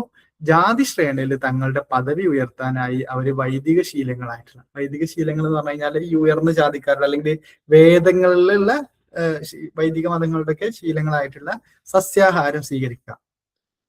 സസ്യാഹാരം എന്ന് പറഞ്ഞു കഴിഞ്ഞാൽ പൊതുവെ ആരാണ്? ഉയർന്ന ജാതിക്കാരാണ് സസ്യാഹാരികള്. അതുപോലെ വൈദിക ദൈവങ്ങളായ ഇന്ദ്രൻ, രുദ്രൻ, അഗ്നി, വായു തുടങ്ങിയവരെ ആരാധിക്കുകയും ചെയ്യും. അപ്പൊ ഈ താഴ്ന്ന ജാതിക്കാർ എന്താണ്? ഉയർന്ന ജാതിക്കാരുടെ ഈ ഭക്ഷണ രീതി, സസ്യാഹാര രീതികളും മറ്റൊക്കെ സ്വീകരിക്കുക. അതുപോലെ അവരുടെ ദൈവങ്ങളായിട്ടുള്ള ഇന്ദ്രൻ, രുദ്രൻ, അഗ്നി, വായു തുടങ്ങിയവയൊക്കെ ആരാധിക്കുകയൊക്കെ ചെയ്യുന്നൊരവസ്ഥ വന്നു. അങ്ങനെയാണ് അദ്ദേഹത്തിന് ഈ ഒരു സംസ്കൃതവൽക്കരണം എന്ന് പറയുന്ന ഒരു കൺസെപ്റ്റിലേക്ക് എത്തുന്നത്. ഒന്നുകൂടെ പറയാം, താഴ്ന്ന ഹിന്ദു ജാതിയോ ഗോത്രമോ മറ്റു ഗ്രൂപ്പുകളോ തങ്ങളുടെ ആചാരങ്ങള്, അനുഷ്ഠാനങ്ങള്, പ്രത്യയശാസ്ത്രം, ജീവിത രീതി എന്നിവ ഉയർത്തി ജാതികളുടെ ദിശയിലേക്ക് മാറ്റുന്ന പ്രക്രിയക്കാണ് സംസ്കൃതവൽക്കരണം എന്ന് നമുക്ക് പറയാം. ഓക്കെ, മനസ്സിലായോ? സാധാരണ ഇത്തരം മാറ്റങ്ങൾക്ക് ശേഷം തങ്ങളുടെ പരമ്പരാഗതമായി പ്രാദേശിക സമൂഹം നൽകിയിരുന്നതിനേക്കാൾ ഉയർന്ന ജാതി പദവി വേണമെന്നൊരു അവകാശം ഇവർ മുന്നിൽ. കാരണം ഇതൊക്കെ ചെയ്യുമ്പോൾ സ്വാഭാവികമായിട്ടും അവർ ഞങ്ങളിപ്പോ ഇതൊക്കെ ചെയ്യുന്നുണ്ട്, അപ്പൊ ഞങ്ങൾക്ക് എന്താണ് ജാതി പദവിയിലും ഒരു ഉന്നത ഇത് വേണമെന്ന് അവര് പറയുന്നുണ്ട് എന്നുള്ളതാണ്. ഈ ജാതി ശ്രേണിയിൽ ഉയർന്ന ജാതിയായി സ്വയം മാറാനുള്ള ഒരു പ്രവണതയാണ് താഴ്ന്ന ജാതിക്കാർക്ക് ഇതിനുള്ള പ്രധാന പ്രേരണ. ഓക്കെ, സ്വയം മാറാനുള്ള ഒരു പ്രവണത. അതുകൊണ്ടാണ് ഇതിനൊരു പ്രേരണയായിട്ട് വരുന്നത്. ബ്രാഹ്മണരെ ശ്രേണിയിലെ ഏറ്റവും മുകളിലായതുകൊണ്ട് അവര് വലിയ സ്വാധീനം ചെലുത്തി. എന്നാൽ ദീർഘകാലാടിസ്ഥാനത്തിൽ ഒരു പ്രദേശത്തെ പ്രബല ജാതിയുടെ ആചാരങ്ങളാണ് ഏറ്റവും കൂടുതൽ സ്വാധീനം. ഈ ഒരു ഇതിന് വേണ്ടിയിട്ട് അവർ സ്വാധീനം ചെലുത്തുന്നത് ഡോമിനന്റ് കാസ്റ്റ് ആണ്, പ്രബല ജാതി എന്ന് പറയും. നമ്മൾ അടുത്ത ഇതിൽ പറയാം. അതാണ്. ഇനി ഇതിനൊരു വിവിധ മോഡലുകൾ പറയുന്നുണ്ട്. ഒരു പ്രദേശത്ത് പ്രബലമായിരിക്കുന്ന ജാതി ഇപ്പൊ ബ്രാഹ്മണരോ ലിംഗായത്തുകളോ ആണെങ്കിൽ അവിടെ ബ്രാഹ്മണിക്കൽ മോഡലായിരിക്കും വ്യാപിക്കപ്പെടുന്നത്. അതായത് ഇപ്പൊ ഓരോ സ്ഥലത്തും പ്രബലമായിട്ട് ഒരു സ്ഥലത്ത് ബ്രാഹ്മണരാണ് കൂടുതലെങ്കിൽ അവരായിരിക്കും അവരുടെ മോഡലിലേക്ക് മാറാനാണ് ഇവർ ശ്രമിക്കുക. അപ്പൊ ലിംഗായത്തുകൾ എന്ന് പറയുന്ന ഒരു വിഭാഗമാണെങ്കിൽ അവരുടെ മോഡലിലേക്കാണ് മാറാൻ വേണ്ടി ശ്രമിക്കുക. പിന്നെ പ്രബല ജാതി രാജ്പുത്ത് അല്ലെങ്കിൽ ബനിയ ആണെങ്കിൽ അവിടെ ക്ഷത്രിയ അല്ലെങ്കിൽ വൈശ്യ മോഡലുകളായിരിക്കും കൈമാറ്റം ചെയ്യപ്പെടും. പക്ഷേ അവിടെ ഉണ്ടാകുന്ന മോഡൽ അനുസരിച്ചാണ് ഈ ഒരു സാൻസ്ക്രിറ്റൈസേഷൻ നടക്കുക എന്നുള്ളതാണ്. ഇതിൽ പ്രധാനമായിട്ടും പിന്നെ വരുന്നത് സംസ്കൃതവൽക്കരണം മിക്കപ്പോഴും ജാതികളെ മുകളിലേക്ക് ഉയരാൻ അനുവദിക്കുമെങ്കിലും ചില അപൂർവ സാഹചര്യങ്ങള് വലിയ സാമൂഹിക വിലക്കുകൾ സമ്മാനിക്കുന്നുണ്ട്. അതിലൊരു ഇതാണ് സ്മിത്തുകൾ. ഒരു ഉദാഹരണമാണ് സ്മിത്തുകളുടെ ഉദാഹരണം. അതായത് പൂണൂല്, ഈ സ്മിത്തുകൾ എന്ന് പറഞ്ഞു കഴിഞ്ഞാൽ അവർ പൂണൂല് ധരിക്കുകയും തങ്ങളെ ഒറ്റ മിനിറ്റ്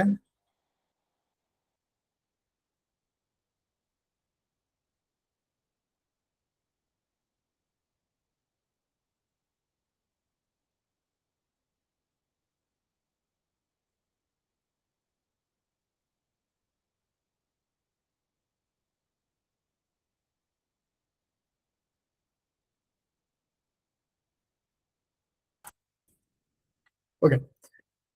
അപ്പൊ അവിടെ സ്മിത്തുകളല്ല പറഞ്ഞത്. അവരെന്താണ് ഈ പൂണൂല് ധരിക്കുകയും തങ്ങളുടെ വിശ്വകർമ്മ ബ്രാഹ്മണർ എന്ന് വിളിക്കുകയും ചെയ്തു. എങ്കിലും തങ്ങളുടെ വിവാഹ ഘോഷയാത്ര ഗ്രാമത്തിലെ പലങ്കൈ ജാതികളുടെ പ്രദേശങ്ങളിലൂടെ കൊണ്ടുപോകുന്നതിൽ അവര് വിലക്കപ്പെട്ടു. എന്താ വെച്ചാല് ഇതൊരു ഉദാഹരണമാണ്. ചില കാര്യങ്ങൾ എന്താണ് ഇവരൊക്കെ ഇങ്ങനെ ചെയ്യുന്നുണ്ടെങ്കിൽ നമ്മൾ നേരത്തെ പറഞ്ഞില്ലേ പ്രായോഗികമായിട്ട് വിലക്കുകൾ ഉണ്ടെന്ന്. അപ്പൊ ചില കാര്യങ്ങൾക്ക് എന്താണ് ഈ വിലക്കുകൾ വന്നിട്ടുണ്ടായിരുന്നു. ഇതാണ് സ്മിത്തുകളുടെ ഉദാഹരണം. അവര് ഈ പൂണൂല് താഴ്ന്ന ജാതി ആണെങ്കിലും ഈ പൂണൂല് സാധാരണ ധരിക്കാം ബ്രാഹ്മണരായിട്ടുള്ള ആളുകളാണല്ലോ. അപ്പൊ അവരെന്താണ് അവര് ഈ സ്മിത്തുകൾ അവരെ തന്നെ എന്താണ് വിശ്വകർമ്മ ബ്രാഹ്മണർ എന്നാണ് വിളിച്ചിരുന്നത്. എങ്കിലും അവരുടെ ഒരു വിവാഹ ഘോഷയാത്ര വിവാഹത്തിന്റെ സമയത്ത് ഉണ്ടാവുന്ന ഘോഷയാത്രയില് ഗ്രാമത്തിലെ വലങ്കൈ ജാതികളുടെ പ്രദേശങ്ങളിലൂടെ കൊണ്ടുപോകുന്നതിൽ അവര് വിലക്കപ്പെട്ടു എന്നുള്ളതാണ്. വലങ്കൈ വേഴ്സസ് ഇടങ്കൈ, ഭൂമിയെയും കൃഷിയെയും ആശ്രയിച്ച് ജീവിക്കുന്നവരെയാണ് വലങ്കൈ ജാതികൾ എന്ന് പറയാം. ഇടങ്കൈ ജാതി ആ സമയത്തുള്ള രണ്ട് ഡിവിഷനാണ്. ഇടങ്കൈ ജാതികൾ എന്ന് പറഞ്ഞു കഴിഞ്ഞാല് കച്ചവടത്തിലും കരകൗശല പണികളിലും ഏർപ്പെട്ടിരിക്കുന്ന ആളുകളെയാണ്. അപ്പൊ ജസ്റ്റ് അതൊരു എക്സാമ്പിൾ പറഞ്ഞാണ്. അപ്പൊ തങ്ങളുടെ യഥാർത്ഥ പദവിയേക്കാൾ വളരെ ഉയർന്ന സ്ഥാനം പെട്ടെന്ന് അവകാശപ്പെട്ടത് കൊണ്ടാകാം സ്മിത്തുകൾക്ക് ഈ ഒരു വിലക്ക് നേരിടേണ്ടി വന്നത് എന്നുള്ളതാണ്. ഇതിനൊരു സമയപരിധി എന്നൊക്കെ പറയും. സംസ്കൃതവൽക്കരണം പെട്ടെന്ന് അല്ലെങ്കിൽ സ്വയംഭൂവായ ഒരു പദവി തീർച്ചയായും നൽകുന്നില്ല, പെട്ടെന്നുള്ളൊരു എല്ലാം നൽകുന്നില്ല. ബ്രാഹ്മണ, ക്ഷത്രിയ അല്ലെങ്കിൽ വൈശ്യ വർണ്ണ പദവികൾ ലഭിക്കണമെങ്കിൽ ശക്തമായിട്ടുള്ള അവകാശവാദങ്ങൾ ഉന്നയിക്കണം. വെറുതെ ഒരു വട്ടം ഒരു സമയം ഞാൻ സംസ്കൃതവൽക്കരണത്തിലൂടെ വലിയ ജാതിയായി എന്താണ് പറയാൻ വേണ്ടി പറ്റൂല. അത് സ്വയം പോയ ഒരു പദവി ഉയർച്ചയും നൽകുന്നില്ല. ബ്രാഹ്മണ, ക്ഷത്രിയ, വൈശ്യ വർണ്ണ പദവി ലഭിക്കണമെങ്കിൽ ശക്തമായിട്ടുള്ള അവകാശവാദങ്ങൾ ഉന്നയിക്കണം. അതുപോലെ ഇതിനായി അവർ തങ്ങളുടെ ആചാരങ്ങൾ മാറ്റുകയും ചിലപ്പോൾ തങ്ങളുടെ അവകാശവാദത്തെ ന്യായീകരിക്കാനും പുതിയ മിത്തുകൾ നിർമ്മിക്കുകയൊക്കെ ഇവര് പറയുന്നത് ശരിയാണെന്ന് അവര് ബാക്കിയുള്ളവരെ ബോധ്യപ്പെടുത്താൻ വേണ്ടി ചില മിത്തുകളൊക്കെ വേണ്ടിവരും. അതുപോലെ ഈ സംസ്കൃതവൽക്കരണം എന്നത് 2 തലമുറകളിലധികം നീണ്ടു നിൽക്കുന്ന ഒരു പ്രക്രിയയാണ്. ഈ കാലയളവിലുടനീളം തങ്ങളുടെ അവകാശങ്ങളുടെ സമ്മർദ്ദം നിലനിർത്തിയാൽ മാത്രമേ സമൂഹത്തിന്റെ ഒരു അംഗീകാരം ഇവർക്ക് ലഭിക്കുന്നുണ്ടായിരുന്നുള്ളൂ. പ്രധാനമായിട്ടും ഈ ഒരു പുതിയ ആശയങ്ങൾ, ഭൗതിക മൂല്യങ്ങൾ, ഈ ആചാരങ്ങൾക്കും അനുഷ്ഠാനങ്ങൾക്കും പുറമെ സംസ്കൃത സാഹിത്യത്തിൽ അടങ്ങിയിരിക്കുന്ന പ്രധാന ദാർശനിക ആശയങ്ങളായിട്ടുള്ള കർമ്മം, ധർമ്മം, പാപ, മോക്ഷം എന്നിവയും താഴ്ന്ന ജാതിക്കാരിലേക്ക് വ്യാപിച്ചു. മുന്നേ ജാതിക്കാർ ചെയ്തിരുന്ന ഈ കർമ്മം, ധർമ്മം, പാപം, മോക്ഷം എന്ന് പറയുന്ന കൺസെപ്റ്റുകളും ഇവിടെ ഇതായി. അതുപോലെ ബ്രിട്ടീഷ് ഭരണത്തില് ഈ സംസ്കൃത സിദ്ധാന്തങ്ങളുടെ വ്യാപനത്തിന് ബ്രിട്ടീഷ് ഭരണം വലിയ രീതിയിൽ സാങ്കേതികമായിട്ട് സഹായിച്ചു.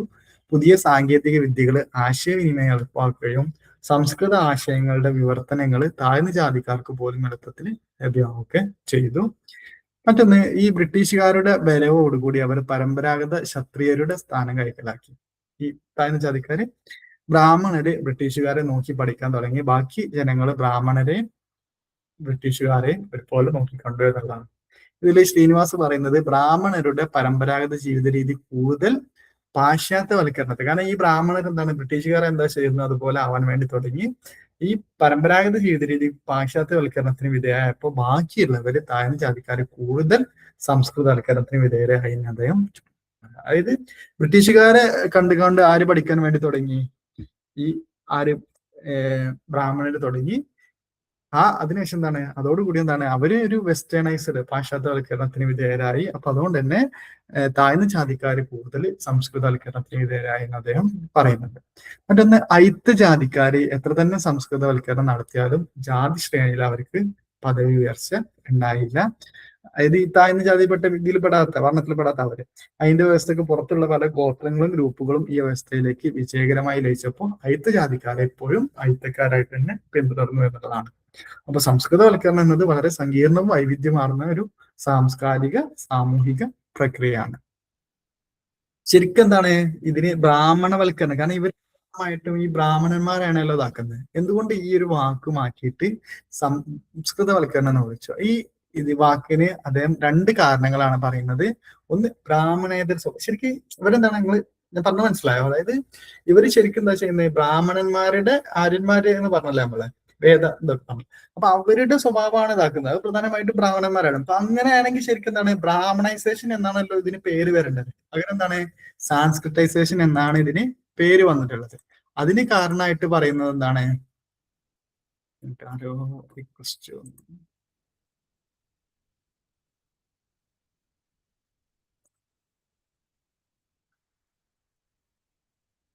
അതിന് 2 കാരണങ്ങളാണ്. ഒന്ന്, ബ്രാഹ്മണേതര സ്വാധീനം. ഈ പ്രക്രിയ എപ്പോഴും ബ്രാഹ്മണരിലൂടെ മാത്രമല്ല നടക്കുന്നത്. പലപ്പോഴും താഴ്ന്ന ജാതിക്കാരെ ആ പ്രദേശത്ത് സാമൂഹിക രാഷ്ട്രീയ നിയന്ത്രണമുള്ള മറ്റ് പ്രബല ജാതികളെ അനുകരിക്കാറുള്ളത്. ഉദാഹരണത്തിന് കേരളത്തിലെ ഈഴവര് ബ്രാഹ്മണ ആചാരങ്ങളെക്കാൾ നായന്മാരുടെ രീതികളാണ് അനുകരിച്ചത്. പൊതുവെ ബ്രാഹ്മണന്മാരാണെങ്കിൽ പോലും എല്ലായിടത്തും എന്താണ് ഈ ബ്രാഹ്മണന്മാരല്ല അനുകരിക്കുന്നത്. ഇപ്പൊ ഒരു സ്ഥലത്ത്, ഇപ്പൊ നമ്മൾ നിൽക്കുന്ന സ്ഥലത്ത് ബ്രാഹ്മണരെക്കാൾ മറ്റുള്ള ജാതികളാണ്, ഉയർന്ന ജാതിക്കാരാണ് മുന്നിലെങ്കിൽ നമ്മൾ ആ പ്രബല ജാതിയായിട്ട് ആരാ വരുന്നത്, അവരെയാണ് അനുകരിക്കാറുള്ളത്. അതുകൊണ്ട് ഒരു കാര്യം പറയുന്നത്. മറ്റൊന്ന്, വൈദികേതര വശങ്ങൾ. സംസ്കൃതവൽക്കരണത്തിന്റെ എല്ലാ വശങ്ങളും വൈദികമല്ല. അതുകൊണ്ട് തന്നെ ബ്രാഹ്മണവൽക്കരണം എന്ന് വിളിച്ചാൽ അത് വൈദിക ആചാരങ്ങൾ മാത്രം സ്വീകരിക്കുന്ന ഒന്നായിട്ട് തെറ്റിദ്ധരിക്കപ്പെടാൻ സാധ്യതയുണ്ട്. യഥാർത്ഥത്തിൽ ബ്രാഹ്മണവൽക്കരണം എന്നത് സംസ്കൃതവൽക്കരണം എന്ന വിപുലമായ പ്രക്രിയയുടെ ഒരു ഭാഗം മാത്രമാണ്. ചില ഘട്ടങ്ങളിൽ ഇവ രണ്ടും പരസ്പരം വ്യത്യാസപ്പെടാറുണ്ട് എന്നതാണ്. അപ്പൊ ഇതാണ് 2 ഇത്.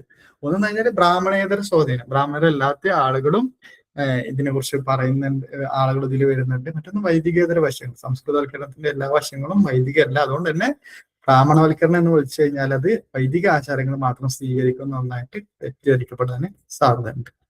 ഇനി നെക്സ്റ്റ് ഇതില് ഇത് പ്രബല ജാതിയുമായിട്ടുള്ള ബന്ധം, അതായത് പ്രബല ജാതി എന്ന് പറഞ്ഞു കഴിഞ്ഞാൽ ഡോമിനന്റ് കാസ്റ്റുമായിട്ട് ഇതിനുള്ള ബന്ധം. സംസ്കൃതവൽക്കരണത്തിന്റെ വൈവിധ്യം മനസ്സിലാക്കാൻ ഒരു പ്രദേശത്തെ പ്രബല ജാതിയെ അറിയേണ്ടത് അത്യാവശ്യമാണ്. ബ്രാഹ്മണേതര ജാതികളായ വൈശ്യരോ ക്ഷത്രിയരോ പ്രബലമായിരിക്കുന്ന ഗ്രാമങ്ങളിൽ ഈ ഒരു സംസ്കൃതവൽക്കരണം വളരെ പതുക്കെ മാത്രമാണ് നടക്കുന്നത്. അതുകൊണ്ട് തന്നെ അവിടെ സ്വീകരിക്കപ്പെടുന്ന മൂല്യങ്ങൾ ബ്രാഹ്മണിക മൂല്യങ്ങളായിരിക്കില്ല എന്നുള്ളതാണ്. ഓക്കെ, അപ്പൊ അതുകൊണ്ടാണ് പ്രധാനമായിട്ടും നമ്മളിപ്പോ എന്തൊക്കെ പറഞ്ഞാലും ഈ ബ്രാഹ്മണന്മാരെ മാത്രമല്ല, പ്രധാനമായിട്ടും പ്രബല ജാതി, ആ ഒരു സ്ഥലത്തുള്ള പ്രബല ജാതി ഏതാണോ അവരായിരിക്കും നമ്മൾ കൂടുതലായിട്ട് ഫോക്കസ് ചെയ്യുന്നത് എന്ന് മനസ്സിലാക്കുക. ഓക്കെ, ഇത്രയാണ് സാൻസ്ക്രിറ്റൈസേഷനെ കുറിച്ച് പറയുന്നത് കേട്ടോ. മനസ്സിലായിട്ടുണ്ടോ? സാൻസ്ക്രിറ്റൈസേഷൻ എന്ന് പറഞ്ഞു കഴിഞ്ഞാല് എം.എൻ. ശ്രീനിവാസ് കൊണ്ടുവന്നൊരു കൺസെപ്റ്റ് ആണ്. അതിന്റെ ഒരു ഹിസ്റ്ററി എന്തൊക്കെ നമ്മൾ പറഞ്ഞു. Religion and society among the peoples of south India എന്ന് പറയുന്ന പുസ്തകത്തിലാണ് ഇതിനെ കുറിച്ച് പറഞ്ഞത്. എങ്ങനെയാണ് വന്നതെന്നൊക്കെ പറഞ്ഞു. അതിന്റെ ഡെഫിനേഷൻ പറഞ്ഞതെന്ന് വെച്ചാൽ താഴ്ന്ന ജാതിക്കാർ അല്ലെങ്കിൽ താഴ്ന്ന ഗോത്രമോ അല്ലെങ്കിൽ മറ്റു ഗ്രൂപ്പുകൾ അവരുടെ ആചാരങ്ങളും അനുഷ്ഠാനങ്ങളും പ്രത്യയശാസ്ത്ര ജീവിത രീതി അവര് ഉയർന്ന ജാതികളുടെ അല്ലെങ്കിൽ പ്രത്യേകിച്ച് ഈ ടൈൽസ് ബോൺ ദ്വിജ ജാതികളുടെ രീതിയിലേക്ക് മാറ്റി അല്ലെങ്കിൽ അനുകരിക്കുന്ന പ്രക്രിയക്കാണ് സാൻസ്ക്രിറ്റൈസേഷൻ എന്ന് പറയുന്നത്. അതിനുള്ള ഉദാഹരണങ്ങളും മറ്റൊക്കെയാണ് നമ്മൾ പറഞ്ഞത്. ഓക്കെ ആണോ? ഇപ്പോഴും ഒന്നും കൂടി പറയുമ്പോഴേ താഴ്ന്ന ജാതിക്കാർ ഉയർന്ന ജാതിക്കാരുടെ ആചാരാനുഷ്ഠാനങ്ങൾ ശീലമാക്കുന്ന പ്രക്രിയയെ അതും ഒരു വൺ വേർഡ് ആയിട്ട് അങ്ങനെ പറയാമോ? ശീലാക്കല്ല, അനുകരിക്കുന്നതാണ് പറഞ്ഞത്. അനുകരിക്കുന്ന താഴ്ന്ന ജാതിക്കാർ ഉയർന്ന ജാതിക്കാരുടെ ആചാരാനുഷ്ഠാനങ്ങൾ അനുകരിക്കുന്ന പ്രക്രിയ, അത് തന്നെയല്ലേ? അങ്ങനെ പറഞ്ഞാൽ സിമ്പിൾ ആയിട്ട് അത്രേ ഉള്ളൂ. പക്ഷെ നമ്മൾ എന്താ വെച്ചാൽ അതിന്റെ ഓരോ കാര്യങ്ങൾ പറയണല്ലോ, അതുകൊണ്ടാണ് ഇത്രയും കാര്യങ്ങൾ പറഞ്ഞത്. ക്ലിയർ ആണോ? Okay sir, thank you sir. Clear അല്ലേ? സാറേ, ഒരു സംശയം കൂടി ഉണ്ട്. സാൻസ്ക്രിറ്റേഷൻ എന്ന് പറയുമ്പോൾ ബ്രാഹ്മണേതര സ്വാധീനം വേറൊരു വാക്കും കൂടി പറഞ്ഞില്ലേ, വൈദികേതരണ വശങ്ങൾ, അങ്ങനെ എന്തോ പറഞ്ഞില്ലേ? ഒരു മിനിറ്റ്, നമ്മൾ എന്തുകൊണ്ട് അത് ബ്രാഹ്മണൈസേഷൻ മാത്രമായിട്ട് പറഞ്ഞില്ല എന്നാണ് പറഞ്ഞിരുന്നത്. രണ്ട് കാരണങ്ങളായിരുന്നു പറഞ്ഞിരുന്നത്. ഒന്ന് ബ്രാഹ്മണേതര സ്വാധീനം, പിന്നെ രണ്ടാമത് അത് മനസ്സിലായില്ലേ, ബ്രാഹ്മണന്മാരല്ലാത്തവരുണ്ടായിരുന്നു. വൈദികേതര വശങ്ങൾ. ഇപ്പൊ പൊതുവെ നമ്മൾ ഈ ബ്രാഹ്മണന്മാര് വൈദികവുമായി ബന്ധപ്പെട്ടാണ് വേദങ്ങളെ അടിസ്ഥാനത്തിലാണ് കുറെയൊക്കെ വരുന്നത്. ഇതിൽ പറയുന്നത് വെച്ചാല് വൈദിക ആചാരങ്ങൾ മാത്രം സ്വീകരിക്കുന്ന ഒന്നായിട്ട് ചിലപ്പോ ഈ ബ്രാഹ്മണൈസേഷൻ എന്ന് പറഞ്ഞു കഴിഞ്ഞാൽ തെറ്റിദ്ധരിക്കപ്പെടും അല്ലെ? ബ്രാഹ്മണൈസേഷൻ എന്ന് പറഞ്ഞു കഴിഞ്ഞാൽ പൊതുവെ അങ്ങനെ തെറ്റിദ്ധരിക്കും. യഥാർത്ഥത്തിൽ ഒരു ഈ ബ്രാഹ്മണവൽക്കരണം എന്ന് പറയുന്നത് ഇതിന്റെ ഒരു ഭാഗം മാത്രമാണ്. ഓക്കെ, പലപ്പോഴും പരസ്പരം വ്യത്യാസപ്പെടാവുന്ന രണ്ട് കാര്യങ്ങളാണ് എന്നുള്ളതാണ്. ആളുകൾ എന്ത് ചെയ്യും, ബ്രാഹ്മണൈസേഷൻ എന്ന് പറഞ്ഞു കഴിഞ്ഞാൽ ഇത് ഫുള്ളായിട്ട് വൈദികവുമായി ബന്ധപ്പെട്ട് വേദവുമായി ബന്ധപ്പെട്ട കാര്യങ്ങളാണെന്നുള്ള ഒരു തെറ്റിദ്ധാരണ വരാൻ സാധ്യതയുണ്ട്. അതാണ് അതിൽ പറയുന്നത്. മനസ്സിലായോ? Okay sir. നെക്സ്റ്റ് പോട്ടെ, അടുത്ത കൺസെപ്റ്റിലേക്ക് പോവാം. Okay sir. മറ്റൊന്നാണ് ഡോമിനന്റ് കാസ്റ്റ്.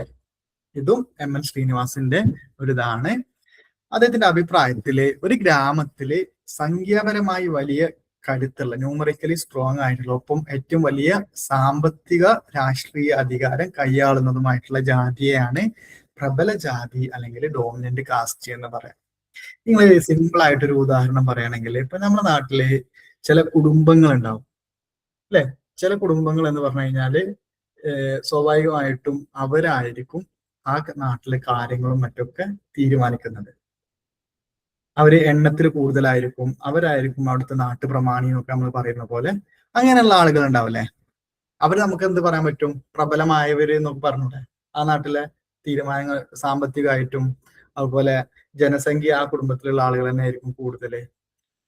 അങ്ങനെ ആളുകളെയാണ് എന്ത് പറയാ, അങ്ങനെയുള്ള ചില ഇതുണ്ടാവില്ലേ നമ്മുടെ നാട്ടിലുള്ള അങ്ങനെയുള്ള ആളുകളെ, അതുപോലെയുള്ള ജാതികളെ, ചില നാട്ടിലുള്ള ചില ജാതികളെയാണ് എന്ന് പറയാ ഇത്തരത്തിലുള്ള ഇത് പറയുന്നത്. ഡെഫിനിഷൻ ഒന്നുകൂടി പറയാമോ സർ? അതായത് ചില ജാതികൾ, ഇപ്പൊ നമ്മള് ഒരു മിനിറ്റ്,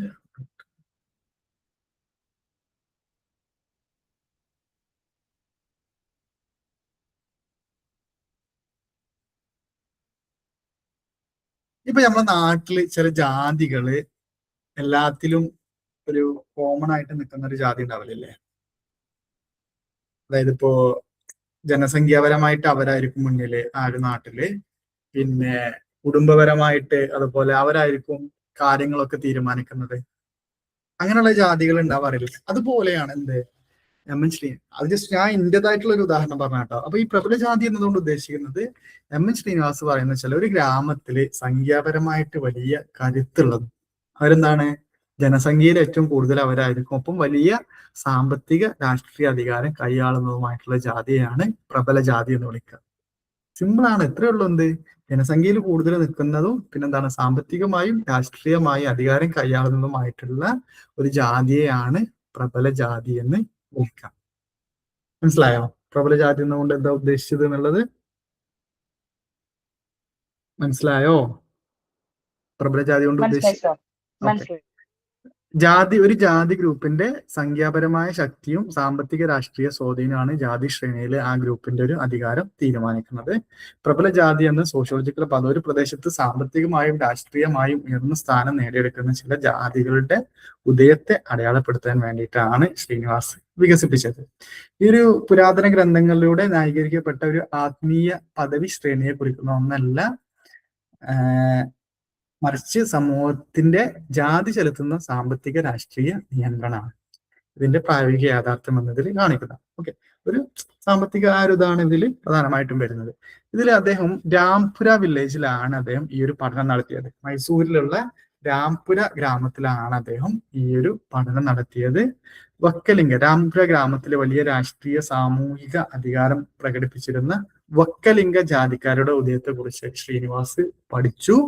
ജാതി ശ്രേണിയിൽ ബ്രാഹ്മണർക്കും ലിംഗായത്തുകൾക്കും താഴെ ആയിരുന്നുവെങ്കിലും വെക്കലിംഗകള് ആ ഗ്രാമത്തിൽ സാമൂഹിക രാഷ്ട്രീയമായിട്ടുള്ളൊരു അധികാരം നേടിയിരുന്നു. ഇത് സാമൂഹിക ജീവിതം മനസ്സിലാക്കുന്നതിൽ പ്രബല ജാതി എന്ന സംഘം, അതായത് ഇപ്പോ ആ നാട്ടില് ചിലപ്പോൾ എന്താണ് ബ്രാഹ്മണർക്കാരും അതുപോലെ അവിടെ ഉള്ള ഒരു പ്രധാനപ്പെട്ട ഈ ലിംഗായത്തുകള്, ഈ കർണാടകയിലുള്ള പ്രധാനപ്പെട്ട ആളുകളാണ്, അവരെക്കാൾ എന്താണ് ജാതി ശ്രേണിയിൽ താഴ്ന്നവരായിരുന്നു ഈ ഒരു വക്കാലിക വിഭാഗത്തിൽപ്പെട്ട ആളുകൾ. പക്ഷെ എന്താണ് ഇവര് നേരത്തെ പറഞ്ഞ ഈ ഒരു നമ്മൾ നേരത്തെ 2 എക്സാമ്പിൾ പറഞ്ഞില്ലേ, എക്സാമ്പിൾ അല്ല അതിന്റെ ഇത് പറഞ്ഞില്ലേ, ന്യൂമറിക്കലി അതുപോലെ എന്താണ് സാമ്പത്തിക രാഷ്ട്രീയ അധികാരം അവരാണ് കൈയാളുന്നത്. അതുകൊണ്ട് തന്നെ എന്താണ് അവിടെ പ്രബലമായവർ ഇവരാണ് എന്നാണ് പറയുന്നത്.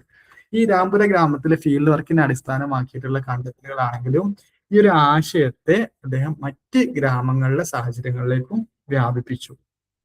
സംഭവം ഇവിടെയാണെങ്കിലും അത് പ്രത്യേകിച്ച് എന്താണ് ആന്ധ്രാപ്രദേശിലെ റെഡ്ഡി കമ്മ ജാതികളുടെ മേധാവിത്വം, ഉത്തരേന്ത്യയിലെ രാജ്പുത്തുകള്, കേരളത്തിലെ നായന്മാര്, ഓക്കെ, ഇവിടൊക്കെ അദ്ദേഹം ഈ ഒരു പഠനം സാഹചര്യങ്ങളിലേക്ക് വ്യാപിപ്പിച്ചു ഇങ്ങനെയാണ് എന്നുള്ളത് മനസ്സിലാക്കി. ഈ ഒരു ആശയത്തിലൂടെ ഗ്രാമീണ സമൂഹങ്ങളുടെ സാമൂഹിക സാമ്പത്തിക രാഷ്ട്രീയ ജീവിതത്തെയും അവരുടെ ദൈനംദിന ജീവിതത്തെയും മനസ്സിലാക്കാൻ അദ്ദേഹം ശ്രമിച്ചു. ഗ്രാമത്തിലെ തർക്കങ്ങൾ പരിഹരിക്കുന്നതിലും മറ്റ് ജാതികളുടെ സാമൂഹിക ജീവിതത്തെ സ്വാധീനിക്കുന്നതിലും ഗ്രാമങ്ങളിലെ സമ്പദ് വ്യവസ്ഥ നിയന്ത്രിക്കുന്നതിലൊക്കെ പ്രബല ജാതികൾ വലിയ മേധാവിത്വം പുലർത്തിയിട്ടുണ്ടായിരുന്നു. അദ്ദേഹം ഈ രാംപുരയിലെ പഠനം നടത്തിയ ശേഷം എഴുതിയ social system of Mysore village എന്ന ഉപന്യാസത്തിലാണ് ശ്രീനിവാസ് ആദ്യമായിട്ട് പ്രബല ജാതി എന്ന പദം സോഷ്യോളജിയിൽ ഉപയോഗിച്ചത്. ഓക്കെ, ആദ്യ എഴുതിയ പുസ്തകം ഏതായിരുന്നു? സോഷ്യൽ സിസ്റ്റം ഓഫ് മൈസൂർ വില്ലേജിലായിരുന്നു പറഞ്ഞിരുന്നത്. ഇതിന് പ്രധാനമായിട്ടും 3 സവിശേഷതകളാണ് അദ്ദേഹം ഈ ഒരു ഡോമിനന്റ് കാസ്റ്റുമായി ബന്ധപ്പെട്ട് പറയുന്നത്. ഒന്ന്, ന്യൂമറിക്കൽ സ്ട്രെങ്ത്. ന്യൂമറിക്കൽ എന്ന് പറഞ്ഞു കഴിഞ്ഞാൽ എന്താണ്? ജനസംഖ്യാപരമായിട്ടുള്ള സ്ട്രെങ്ത്. ഓക്കെ, ജനസംഖ്യാപരമായിട്ട് അവരായിരിക്കും എന്ത് ഇവിടെ മുന്നിൽ നിൽക്കുന്ന ഒരു പ്രത്യേക പ്രദേശത്ത് ആ ജാതിക്ക് വലിയൊരു ജനസംഖ്യ ഭൂരിപക്ഷം ഉണ്ടായിരിക്കും. മേധാവിത്വം സ്ഥാപിക്കാൻ ഒരു ജാതി ആകെ ജനസംഖ്യയുടെ പങ്ക് ഉണ്ടാകും. കാരണം കൂടുതൽ ഈ ജാതിപ്പെട്ട ആളുകളായിരിക്കണം. ഇപ്പൊ ഒരു പ്രദേശത്ത് ജനസംഖ്യയിൽ ഭൂരിപക്ഷമുള്ള ഒരു ജാതിക്ക് ജനസംഖ്യയിൽ വളരെ കുറഞ്ഞ ശതമാനം മാത്രമുള്ള സമ്പന്നരായ ജാതിക്ക് മേലെ നിയന്ത്രണം, ആ ജാതിയിൽപ്പെട്ട ആളുകളാണ് കൂടുതലെങ്കിൽ അവർക്ക് എന്താണ് അവിടെ ഒരു ഉയർച്ച ഉണ്ടാവില്ല, മീൻസ് മറ്റുള്ളവരുടെ മേലൊരു സ്വാധീനം ഉയർത്താൻ വേണ്ടി പറ്റും എന്നുള്ളതാണ്. ഈ കേരളത്തില് നമ്പൂതിരി ബ്രാഹ്മണര് ദളിതരെ പോലെ ജനസംഖ്യാപരമായിട്ട് ശക്തരല്ലായിരുന്നു. എങ്കിലും മറ്റ് ഘടകങ്ങൾ കാരണം അവര് മേധാവിത്വം പുലർത്തി. എന്നാൽ സംസ്കൃതിപരമായി ശക്തരായ നായർക്ക് നമ്പൂതിരി ബ്രാഹ്മണരെക്കാൾ വലിയ ജനസംഖ്യ ഉള്ളതിനാൽ സമൂഹത്തിൽ കൂടുതൽ മേധാവിത്വം സ്ഥാപിക്കാൻ കഴിഞ്ഞു എന്നുള്ളതാണ്. അപ്പൊ കേരളത്തിലൊരു ഉദാഹരണം, നമ്പൂതിരി ബ്രാഹ്മണരാണ് കൂടുതൽ എന്താണ് ജാതി ശ്രേണിയിൽ മുന്നിൽ, പക്ഷെ ജനസംഖ്യയിൽ നായന്മാര് മുന്നിലായതുകൊണ്ട് എന്താണ് അവരെ മേലിൽ ആധിപത്യം സ്ഥാപിക്കാൻ പറ്റിയെന്നുള്ളതാണ്. അപ്പൊ ഒന്നാമത്തതാണ് ന്യൂമറിക്കൽ സ്ട്രെങ്ത്. രണ്ടാമത്താണ് എക്കണോമിക് പവർ, സാമ്പത്തിക ശക്തി. ഒരു ജാതിയുടെ ഭൂവുടമസ്ഥത അവരുടെ മേധാവിത്വത്തെ നിർണ്ണയിക്കുന്ന വലിയൊരു ഘടകമാണ്. എത്രത്തോളം ഭൂമി ഉണ്ട് എന്നുള്ളത് സാമ്പത്തികമായിട്ട്. ഗ്രാമത്തിലെ ഏറ്റവും കൂടുതൽ ശതമാനം ഭൂമി സ്വന്തമായിട്ടുള്ളവർക്ക് ഉള്ള ജാതിക്ക് ഗ്രാമീണ സമൂഹത്തിൽ വലിയ നിയന്ത്രണം ഉണ്ടായിരിക്കും. ഗ്രാമീണ ജീവിതം പ്രധാനമായിട്ടും ഭൂമി കേന്ദ്രീകൃതമായതുകൊണ്ട്, അതായത് ഭൂമി കൂടുതൽ എന്നുള്ള ആ രീതിയിൽ എല്ലാ ജാതി ഗ്രൂപ്പുകളും തൊഴിലിനും ഭക്ഷണത്തിനുമായി നേരിട്ടോ അല്ലാതെയോ ഈ ഭൂവുടമകളെ ആശ്രയിച്ചിരിക്കും. കാരണം ഭൂമി ഉണ്ടെങ്കിൽ പ്രധാനമായിട്ടും ആ നാട്ടിലുള്ള ആളുകളൊക്കെ ഇവരെ ആയിരിക്കും. കാരണം അവിടെ പണിയെടുക്കേണ്ടി വരും, കൃഷി ചെയ്യേണ്ടി വരും, അല്ലെങ്കിൽ പാട്ടത്തിനെടുത്ത് മറ്റൊക്കെ ചെയ്യുക എന്നുള്ളതാണ്. അപ്പൊ ഇവരെ ആശ്രയിക്കേണ്ടത്. ഈ ഭൂവുടമകളെ മറ്റുള്ളവരെ തൊഴിലാളികളായി നിയമിക്കുകയും അവർക്ക് വേതനത്തിന് പകരമായോ ഭക്ഷണം, പാർപ്പിടം, മറ്റ് ആനുകൂല്യങ്ങളൊക്കെ നൽകുകയും ചെയ്തു. അങ്ങനെ ഗ്രാമത്തിലെ സാമ്പത്തിക ജീവിതം നിയന്ത്രിച്ചിരുന്ന ഈ ഭൂവുടമ ജാതികളെ. മനസ്സിലായോ അതെന്താന്നുള്ളത്? അതായത് അവർക്ക് സാമ്പത്തികമായിട്ട് ശക്തി ഉണ്ടാകുമ്പോൾ സ്വാഭാവികമായിട്ടും അവര് കീഴിൽ കുറെ പണിക്കാരുണ്ടാവും, അവരെ ആശ്രയിച്ചിരിക്കുന്ന കുറെ ആളുകളുണ്ടാവും. അതാണ് പറയുന്നത്. ഉദാഹരണത്തിന് രാജസ്ഥാനിലെ ജാട്ടുകൾ ബ്രാഹ്മണരായിട്ടുള്ളവർ പോലും തങ്ങളുടെ തൊഴിലാളികളായിട്ട് ജോലിക്ക് നിർത്തിയിരുന്നു എന്നുള്ളതാണ്. ഓക്കെ. മറ്റൊന്ന് ഇതിൽ പറയുന്നതാണ് രാഷ്ട്രീയ ശക്തി. ഈ പ്രബല ജാതിയിലുള്ള ആളുകൾക്ക് രാഷ്ട്രീയ അധികാര പദവികൾ കൈയാളുകയും മറ്റ് രാഷ്ട്രീയ നേതാക്കളുമായി തെരഞ്ഞെടുക്കപ്പെട്ട പ്രതിനിധികളുമായിട്ടും ശക്തമായിട്ടുള്ള ബന്ധം ഉണ്ടായിരുന്നു. രാഷ്ട്രീയപരമായിട്ടും അവര് മുന്നിലായിരുന്നു. ഇപ്പൊ സ്വാഭാവികമായിട്ടും അവിടെ ഇലക്ഷനൊക്കെ വന്നു കഴിഞ്ഞാൽ അവര് പെട്ട ആളുകളായിരിക്കുമല്ലോ ജയിക്കുക. ഗ്രാമങ്ങളിലെ പഞ്ചായത്തുകളും മറ്റ് പ്രാദേശിക ഭരണ സംവിധാനങ്ങളും പലപ്പോഴും ഈ ജാതികളുടെ നിയന്ത്രണത്തിലായിരിക്കും. അതാണ് പൊളിറ്റിക്കൽ പവർ കൊണ്ട് ഉദ്ദേശിക്കുന്നത്. ഇപ്പൊ കേരളത്തില് സർക്കാർ ഉദ്യോഗസ്ഥര്, രാഷ്ട്രീയ അധികാര പദവികൾ, തെരഞ്ഞെടുക്കപ്പെട്ട പ്രതിനിധികൾ തുടങ്ങിയ മേഖലകളിൽ നായന്മാര് വലിയൊരു ആധിപത്യം പുലർത്തിയിരുന്നൊക്കെ ഈ ഒരു ഇതിന്റെ അടിസ്ഥാനത്തിലാണ് എന്നുള്ളതാണ്. ഓക്കെ. അപ്പൊ ഇത് മൂന്നാണ് ഇതിന്റെ പ്രധാനപ്പെട്ട 3 ക്യാരക്ടറിസ്റ്റിക്സ്. ഇതിന്റെ ഈ മേധാവിത്വത്തിന് തന്റെ പിൽക്കാല കൃതിയായിട്ടുള്ള അദ്ദേഹത്തിന്റെ പിന്നീട് എഴുതിയിട്ടുള്ള ഡോമിനന്റ് കാസ്റ്റ് ഓഫ് രാംപുര എന്ന പുസ്തകത്തിൽ പ്രബല ജാതികളുടെ സവിശേഷതകളെ ശ്രീനിവാസൻ എന്താണ് ഒന്നുകൂടെ പരിഷ്കരിച്ചു. 2 പോയിന്റ്സും പാടെ അതില് അദ്ദേഹം ആഡ് ചെയ്തു. അതിലൊന്നാണ് ജാതി വ്യവസ്ഥയിലെ ഉയർന്ന അനുഷ്ഠാന പദവി, അതുപോലെ പാശ്ചാത്യ വിദ്യാഭ്യാസത്തിലൂടെ നേടിയ ഉയർന്ന തൊഴിൽ വിദ്യാഭ്യാസ പദവി. അപ്പൊ 2 കാര്യങ്ങളും പാടെ പിന്നീട് ഈ പറഞ്ഞ 3 ആഡ് ചെയ്തു. ജാതി വ്യവസ്ഥയിലെ ഉയർന്ന അനുഷ്ഠാന പദവി, അതുപോലെ പാശ്ചാത്യ വിദ്യാഭ്യാസത്തിലൂടെ നേടിയ ഉയർന്ന തൊഴിൽ വിദ്യാഭ്യാസ പദവി. കാരണം ഇത്തരത്തിലുള്ള ആളുകൾ പൈസ ഉണ്ടാകുന്ന സ്വാഭാവികമായിട്ടും പാശ്ചാത്യ വിദ്യാഭ്യാസം മറ്റൊക്കെ അവർക്ക് നേടാൻ വേണ്ടി പറ്റിയെന്നുള്ളതാണ്. ശൂദ്രർക്കും അതുപോലെ അയിത്ത് ജാതിക്കാർക്കും പ്രബല ജാതിയായി ഉയർന്നു വരാൻ അപൂർവമായി കഴിഞ്ഞിട്ടുണ്ടായിരുന്നുള്ളൂ. രാംപുരയിലെ വെക്കാലിംഗകളുടെ കാര്യത്തിൽ അവരുടെ യഥാർത്ഥ ക്ഷത്രിയരോ ഐശ്വര്യോ ഇല്ലാതിരുന്നതാണ് അവർക്ക് പ്രബല ജാതിയായിട്ട് വരാൻ സഹായകമായതെന്ന് ശ്രീനിവാസ് പറയുന്നു. അതുപോലെ ബ്രിട്ടീഷുകാർ കൊണ്ടുവന്ന പാശ്ചാത്യ വിദ്യാഭ്യാസം ബ്രാഹ്മണരല്ലാത്ത ഒട്ടനവധി ജാതികൾക്ക് വിദ്യാഭ്യാസത്തിനുള്ള അവസരം നൽകുകയും അവർക്ക് സർക്കാർ ജോലി ലഭിക്കുന്നതിലും ജാതി ശ്രേണിക്ക് മുകളിലേക്ക് വരാനൊക്കെ വഴിയൊരുക്കി എന്നുള്ളതാണ്. ഓക്കെ. പിന്നെ ഇതിൽ പറയുന്നതാണ് ഈ മേധാവിത്വത്തിന്റെ എല്ലാ ഘടകങ്ങളും പ്രബല ജാതിയിൽ ഒന്നിച്ചുണ്ടായിക്കൊള്ളണം. നമ്മളിപ്പോ ഈ പറഞ്ഞ ആദ്യത്തെ 3 പിന്നത്തെ 2 പറഞ്ഞത് ഇത് എല്ലാം ഒന്നിച്ചുണ്ടായിക്കൊള്ളണം. ഏറ്റവും കൂടുതൽ ഘടകങ്ങളുള്ള ജാതിയായിരിക്കും സാധാരണ ആ പ്രദേശത്ത് ഭരണം നടത്തുക എന്നതാണ്. ഇപ്പൊ ഒരു ഗ്രാമത്തിൽ തന്നെ ഒന്നിലധികം പ്രബല ജാതികളും ഉണ്ടാവാം എന്നുള്ളതാണ്. ഈ ഘടകങ്ങൾ വിലയിരുത്തുമ്പോൾ പ്രബല ജാതിയെ ആത്മീയമായി ഉയർന്ന ജാതിയുമായി തുലനം ചെയ്യാൻ കഴിയില്ല. പകരം വിവിധ ഘടകങ്ങളുടെ ഈ ഒരു സംയോജനം കാരണം സമൂഹത്തിന്റെ രാഷ്ട്രീയ സാമ്പത്തിക തീരുമാനങ്ങളിൽ വലിയ സ്വാധീനം ചെലുത്തുന്ന ഒരു ജാതിയായി വേണം ഇതിനെ അടയാളപ്പെടുത്താൻ എന്നുള്ളതാണ്. ഓക്കെ. പിന്നെ സാൻസ്ക്രിറ്റൈസേഷനിൽ ഒരു ഗ്രാമീണ സാമൂഹ്യവസ്ഥയിലെ അധികാര ബന്ധങ്ങൾ അളക്കുന്നത് സംഖ്യാപരമായിട്ടുള്ള ശക്തിയുടെയും സാമൂഹിക, സാമ്പത്തിക, രാഷ്ട്രീയ അധികാരങ്ങളുടെ അടിസ്ഥാനത്തിലാണ് അത്തരം ഗ്രാമങ്ങളിൽ പ്രബല ജാതിക്ക് ഉയർന്ന സാമൂഹിക പദവി ലഭിച്ചിട്ടുണ്ടായിരുന്നു. ഓക്കെ. അതുപോലെ ഈ ഗ്രാമത്തിലെ താഴ്ന്ന ജാതിയിലുള്ള ജനങ്ങൾക്ക് പ്രബല ജാതിയെ തങ്ങളുടെ ഒരു റെഫറൻസ് ഗ്രൂപ്പ്, നമുക്ക് പരസ്പരം റെഫർ ചെയ്യാൻ പറ്റിയിട്ടുള്ള ഒരു ഗ്രൂപ്പായിട്ട് കണക്കാക്കുകയും അവരുടെ പെരുമാറ്റം, ആചാരങ്ങൾ, അനുഷ്ഠാന രീതികൾ, വിശ്വാസ വ്യവസ്ഥകൾ എന്നിവയൊക്കെ അനുകരിക്കാൻ ശ്രമിക്കുകയൊക്കെ ചെയ്തു. ഈ രീതിയിൽ പ്രദേശത്ത് സംസ്കൃതവൽക്കരണ പ്രക്രിയ അല്ലെങ്കിൽ സാംസ്കാരിക കൈമാറ്റ പ്രക്രിയകളിൽ പ്രബല ജാതി വളരെ സുപ്രധാനമായിട്ടുള്ള ഒരു പങ്ക് വഹിക്കുന്നുണ്ട്. ഇത്രയാണ് ഇതിനെ കുറിച്ച് പറയാനുള്ളത്. ജസ്റ്റ് നിങ്ങൾ ഇത്ര മനസ്സിലാക്കിയ എം.എൻ. ശ്രീനിവാസാണ് കൊണ്ടുവന്നത്. അദ്ദേഹത്തിന്റെ പുസ്തകം പറഞ്ഞു, അത് മനസ്സിലാക്കുക. മൈസൂരിലെ രാംപുര വില്ലേജിലാണ് അദ്ദേഹം ഇതിനെ കുറിച്ച് പഠിച്ചത്. അദ്ദേഹം പറയുന്നത് എന്താ വെച്ചാൽ ഒരു ഗ്രാമത്തിൽ സംഖ്യാപരമായിട്ടുള്ള വലിയ കരുത്തുള്ളതും ഒപ്പം ഏറ്റവും വലിയ സാമ്പത്തിക രാഷ്ട്രീയ അധികാരം കൈയാളുന്നതുമായിട്ടുള്ള ആ ജാതിയെയാണ് പ്രബല ജാതി എന്ന് പറയാം. ഒക്കലിംഗ സമുദായത്തെ കുറിച്ചാണ് അദ്ദേഹം പഠിച്ചത്. രാംപുരയിലുള്ള 3 ക്യാരക്ടറിസ്റ്റിക്സ് ആണ് ആദ്യം പറഞ്ഞത്. ഒന്ന് സംഖ്യാപരമായിട്ട് ജനസംഖ്യാപരമായിട്ടുള്ള ശക്തി, സാമ്പത്തിക ശക്തി, രാഷ്ട്രീയ ശക്തി.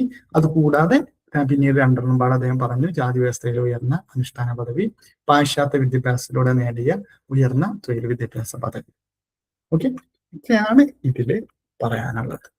Okay, any doubt? ഇത്രയാണ് ഈ ഒരു MN ശ്രീനിവാസിന്റെ കൺസെപ്റ്റിനെ കുറിച്ച്, ഡോമിനന്റ് കാസ്റ്റിനെ കുറിച്ച് പറയാനുള്ളത്.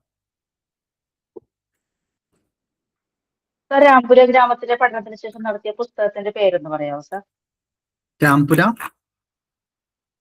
ഗ്രാമത്തിൽ നടത്തിയ പഠനം ഉണ്ടല്ലോ, അതിനുശേഷം രണ്ടാമത് dominant caste of Rampura. Dominant caste of Rampura. ആദ്യം അതേ എഴുതിയതായിരുന്നു social system of Mysore village എന്ന ഉപന്യാസം എഴുതുന്നത്. പിന്നീട് 2ാമത് മാറ്റങ്ങൾ വരുത്തി എന്ന് പറഞ്ഞില്ലേ, അതാണ് ഡോമിനന്റ് കാസ്റ്റ് ഓഫ് രാംപുര എന്ന് പറയുന്നത്. ഓക്കെ ആണോ? ഓക്കെ. ഒരു 2 മിനിറ്റ് ഒന്ന് ബ്രേക്ക് എടുക്കണ്ടേ.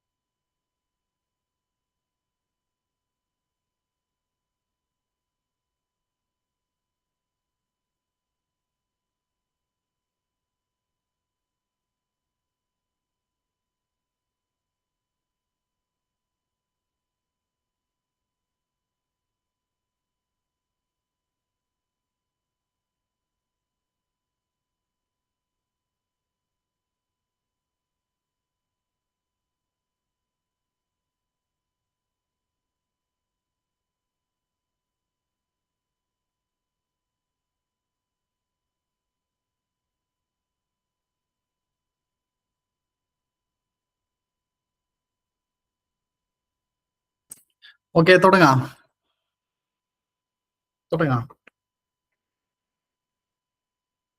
ഓക്കെ അല്ലേ? നിങ്ങൾ എല്ലാവരും ഇല്ലേ? Okay sir. ഇത് ഈ ഓൺലൈൻ ആകുമ്പോ നിങ്ങൾ അവിടെ ഉണ്ടോന്ന് എനിക്കറിയില്ല. ഉണ്ട് സാർ, ഉണ്ട് സാർ, ഉണ്ട്. സാറിന്റെ ക്ലാസ് കിട്ടുന്നത് എങ്ങനെ പോവാനാ? മാക്സിമം അതെ ഞാൻ എൻഗേജ് ആക്കണം, നിങ്ങളോട് ഓരോന്ന് ചോദിക്കുന്നത്. അതുകൊണ്ട്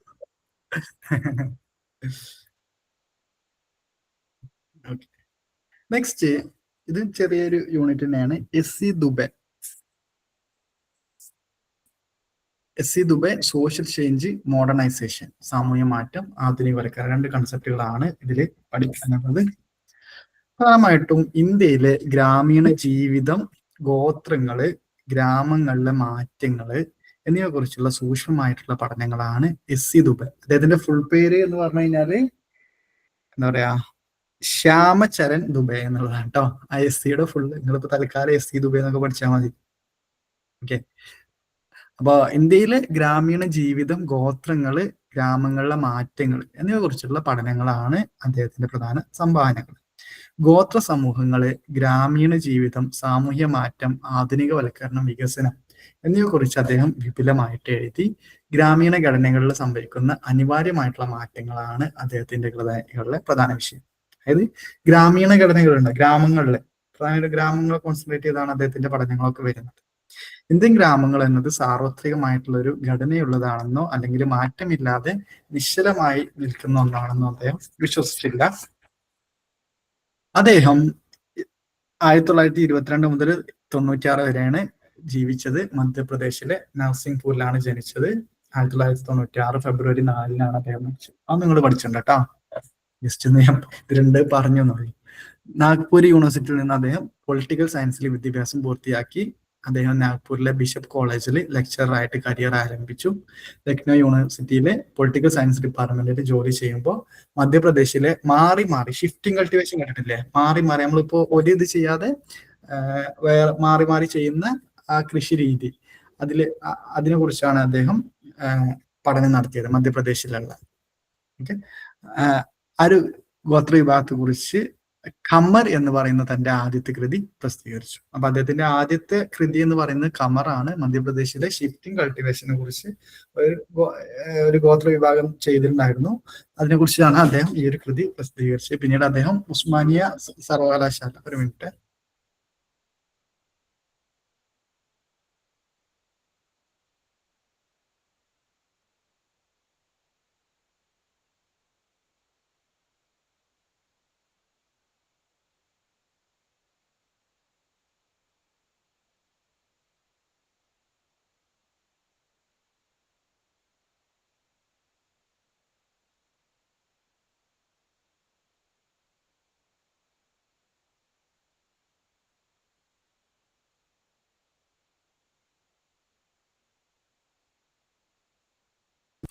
ഓക്കെ, സോറി,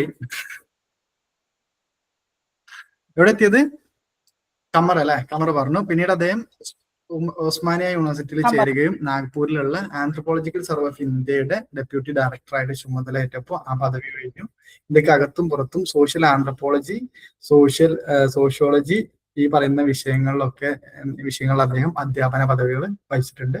അദ്ദേഹത്തിന്റെ രീതിശാസ്ത്രം എന്ന് പറയുന്നത് അദ്ദേഹം ഒരു ഇന്റർ ഡിസിപ്ലിനറി സമീപനത്തെ, അതായത് ഒരു വിഷയത്തിൽ മാത്രം കോൺസെൻട്രേറ്റ് ചെയ്യാതെ വ്യത്യസ്ത വിഷയങ്ങൾ ഇതാക്കുന്ന ആ രീതിയിലേക്ക് സമീപനത്തെ പ്രോത്സാഹിപ്പിക്കുക. ഇന്ത്യയിൽ മാറിക്കൊണ്ടിരിക്കുന്ന ഗ്രാമങ്ങളെ കുറിച്ച് പഠിക്കാൻ സ്ട്രക്ചറൽ ഫങ്ഷണലിസ്റ്റ് രീതി പ്രയോഗിക്കുകയും ചെയ്തു. നേരത്തെ പറഞ്ഞ സ്ട്രക്ചറൽ ഫങ്ഷണലിസം തന്നെയാണ് അദ്ദേഹം. അതായത് ഇന്ത്യയിലെ ഒരു ഒറ്റ ഗ്രാമത്തിന് മുഴുവൻ ഇന്ത്യൻ ഗ്രാമീണ മേഖലകളെയും പ്രതിനിധീകരിക്കാൻ കഴിയില്ലെന്ന് അദ്ദേഹം വിശ്വസിച്ചു. അതായത് ഇപ്പൊ ഒരു ഗ്രാമത്തെ കുറിച്ച് പഠിച്ച് അതാണ് എല്ലാ ഗ്രാമവും എന്നുള്ള രീതിയിൽ അങ്ങനെ പറയാൻ പറ്റൂല എന്ന് അദ്ദേഹം വിശ്വസിച്ചു. ഇന്ത്യൻ ഗ്രാമങ്ങൾ നിശ്ചലമാണെന്ന പാശ്ചാത്യ പണ്ഡിതരുടെ അനുമാനങ്ങൾ എതിർത്തുകൊണ്ട് ഗ്രാമങ്ങളിലെ മാറിക്കൊണ്ടിരിക്കുന്ന സ്വഭാവത്തിന് അദ്ദേഹം മുന്നിൽ നൽകി. അതായത് പാശ്ചാത്യർ പറഞ്ഞ പാശ്ചാത്യ പഴയ അനുമാനങ്ങളെ എതിർത്ത് അവർ പറഞ്ഞെന്താ വെച്ചാൽ ഇന്ത്യ ഗ്രാമങ്ങൾ നിശ്ചലാണ് എന്നാണ്. അപ്പൊ അത് മാറിക്കൊണ്ട് ഗ്രാമങ്ങളിൽ മാറിക്കൊണ്ടിരിക്കുന്ന സ്വഭാവത്തിന് അദ്ദേഹം ഊന്നൽ നൽകി. ഇന്ത്യൻ വില്ലേജ്, തെലങ്കാനയിലെ ഷമീർപട്ട് എന്ന് പറയുന്ന പ്രദേശത്തിന്റെ ഗ്രാമീണ പശ്ചാത്തലത്തെയും ഘടനയെ കുറിച്ചുള്ള വിശദമായിട്ടുള്ള ഒരു വിവരണാത്മകമായിട്ടുള്ള ഒരു കൃതിയാണ് ഇന്ത്യൻ വില്ലേജ് എന്ന് പറയുന്നത്. എസ് ദുബെ എഴുതിയതാണ്.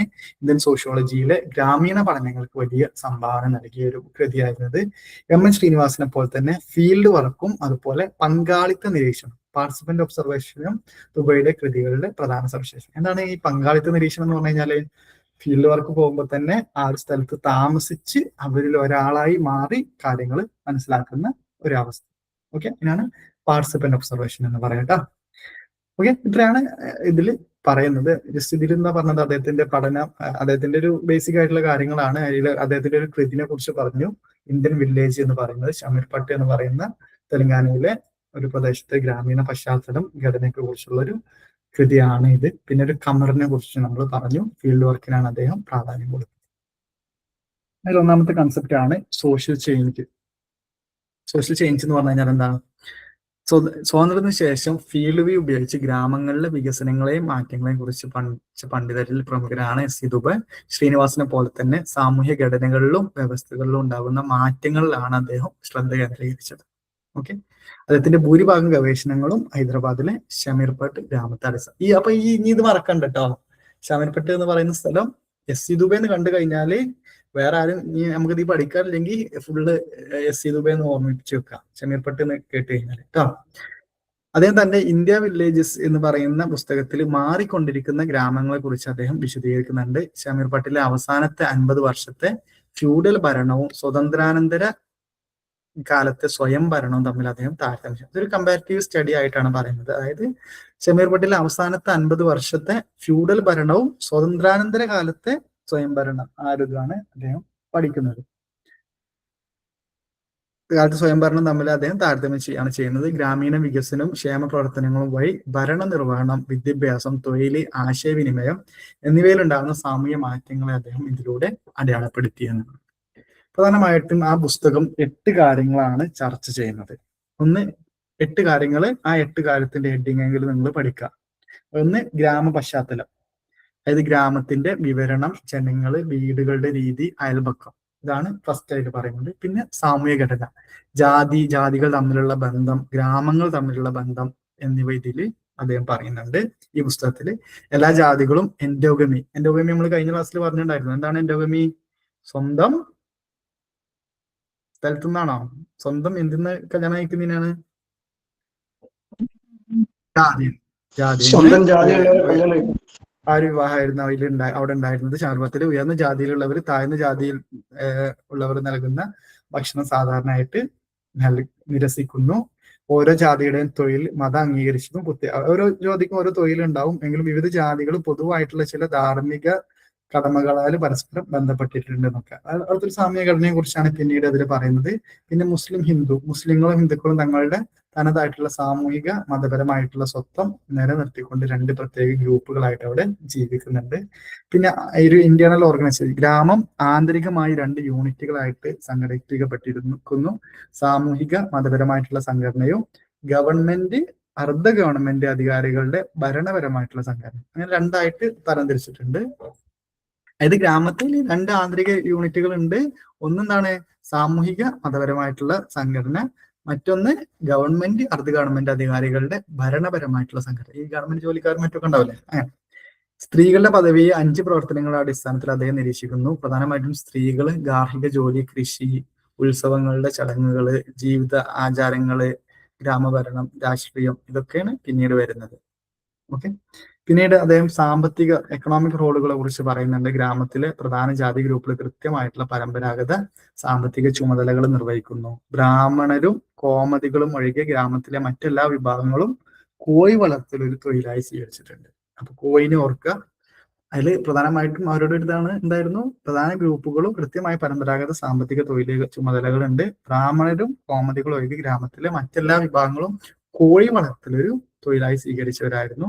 പിന്നെ ആചാരങ്ങളുടെ രൂപീകരണം, നാടോടി കഥകള്, വിശുദ്ധന്മാരും കവികളും, മതപരമായിട്ടുള്ള പഠനങ്ങള്, വിശുദ്ധ ഗ്രന്ഥങ്ങളെ കുറിച്ചുള്ള അറിവ്, അതായത് പ്രത്യേകിച്ച് അനിമിസം, പോളിത്തിസം, മോണോത്തിസം, ഏകദൈവാരാധന, ബഹുദൈവാരാധന കേട്ടിട്ടില്ലേ? ഇതെല്ലാം ചേർന്നാണ് ആചാരങ്ങൾ അവിടെ രൂപപ്പെടുന്നത്. പിന്നെ ബന്ധുത്വം, കുടുംബത്തെ കുറിച്ച് പറയുന്നുണ്ട്. പരസ്പരം ബന്ധപ്പെട്ടിരിക്കുന്ന ഒരു അലക്കണ്ണിയാണ് കുടുംബത്തിന്റെ ഘടന. പരസ്പരം എല്ലാവരും ബന്ധപ്പെട്ടിരിക്കുന്നതാണ്. ഇന്ത്യയുടെ പ്രാഥമിക സവിശേഷത എന്നത് പിതൃവഴിക്കുള്ളതും പിതൃസ്ഥാനീയമുള്ളതായിട്ടുള്ള കുടുംബങ്ങളാണ്. അണുകുടുംബങ്ങളും കൂടുകളും. അതായത് നമ്മൾ ഈ പാട്രിയാർക്കൽ സിസ്റ്റം ഉണ്ടല്ലോ, മെയിൽ ഹെഡ് ഇതായിട്ടുള്ള ആ രീതിയാണ് ഉണ്ടായത്, അല്ലാതെ മാട്രിയാർക്കൽ സിസ്റ്റം അല്ല. പിന്നെ അവരുടെ ജീവിത നിലവാരം, ജോലിയുടെയും ഭക്ഷണത്തിന്റെ അടിസ്ഥാനത്തിൽ തൊഴിൽ വിഭജനം, ജീവിത നിലവാരം, സമൂഹത്തിലെ പദവി വ്യത്യാസങ്ങൾ എന്നിവ ജനങ്ങളുടെ ജീവിത നിലവാരവുമായി ബന്ധപ്പെട്ട് പരിശോധിക്കുന്നുണ്ട്. ഇതൊക്കെയാണ് ഇതിൽ പറഞ്ഞ അദ്ദേഹത്തിന്റെ 8 കാര്യങ്ങൾ. ആ പുസ്തകത്തിൽ പറഞ്ഞ 8 കാര്യങ്ങളാണ്. ഇത് കൃത്യമായിട്ട് മനസ്സിലാക്കി വെക്കുക. ഓക്കെ. പിന്നെ അതിൽ പറയുന്നതാണ് സൊസൈറ്റി ആൻഡ് സോഷ്യൽ ചേഞ്ച്. സ്വാതന്ത്ര്യത്തിന് ശേഷം ഗ്രാമങ്ങളിൽ ഉണ്ടായ പ്രധാന മാറ്റങ്ങളാണ് ദുബ നിരീക്ഷിക്കുന്നത്. പ്രധാനമായിട്ടും ഹൈദരാബാദ് നൈസാമിന്റെ ഭരണത്തിന് ശേഷം മുസ്ലിങ്ങൾക്ക് ഉണ്ടാവുന്ന പ്രത്യേക ആനുകൂല്യങ്ങളുടെ ഇടിവ് സംഭവിച്ചു. അതുപോലെ നിർബന്ധിത ജോലി ചെയ്യിപ്പിക്കുന്നതും സർക്കാർ ഉദ്യോഗസ്ഥർ നടത്തുന്ന നിർബന്ധിത പിരിവുകളും നിരോധിച്ചു. അതായത് ഇപ്പോൾ ഒരാളെ നിർബന്ധിച്ച് ഫോഴ്സ്ഡ് ലേബർ ചെയ്യുന്നതും അതുപോലെ സർക്കാർ ഉദ്യോഗസ്ഥർ നടത്തുന്ന നിർബന്ധിത പിരിവുകൾ, അഴിമതി കൈപ്പിലൊക്കെ നിരോധിച്ചു. ഫ്യൂഡൽ സമ്പ്രദായം ഉണ്ടായിരുന്നു, അത് നിർത്തലാക്കി.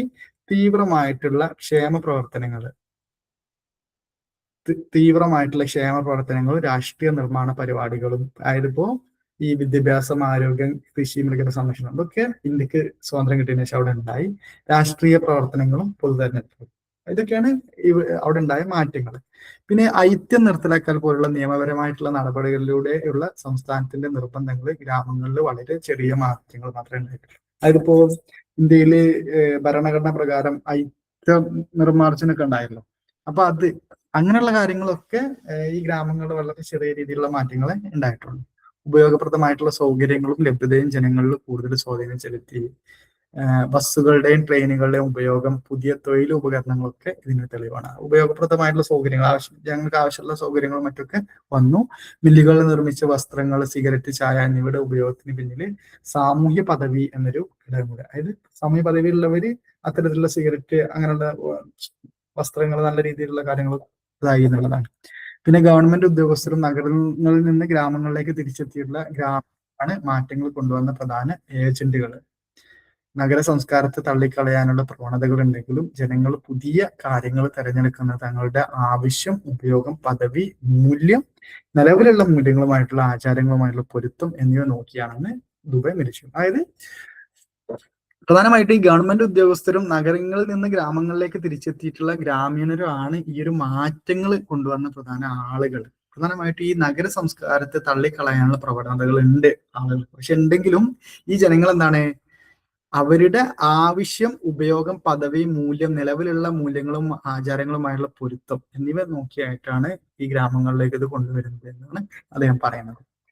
അദ്ദേഹം പിന്നെ ഇന്ത്യ ആ പുസ്തകത്തിൽ പറയുന്ന മറ്റൊന്നാണ് ഉത്തർപ്രദേശിലെ പഠനം, ഹ്യൂമൻ ഫാക്ടർ, കമ്മ്യൂണിറ്റി ഡെവലപ്മെന്റ് പ്രോഗ്രാമുകളുടെ ഒരു വിശകലനം കൂടെ പറയുന്നുണ്ട്. പ്രധാനമായിട്ടും ഉത്തർപ്രദേശിലെ ഗ്രാമങ്ങൾ നടത്തിയിട്ടുള്ള പഠനത്തിന്റെ അടിസ്ഥാനത്തിൽ എഴുതിയ ഈ പുസ്തകം ഇന്ത്യ സ്റ്റേജിങ് വില്ലേജസ് എന്നുള്ള ഈ പുസ്തകം ഗ്രാമീണ വികസന പദ്ധതികളെ കൂടുതൽ വിശകലനാത്മകമായിട്ട് വിലയിരുത്തുന്നുണ്ട്. വേറൊരു ഫസ്റ്റ് പുസ്തകത്തിന്റെ പേര് എന്തെന്ന് നമ്മൾ പറഞ്ഞിരുന്നത്,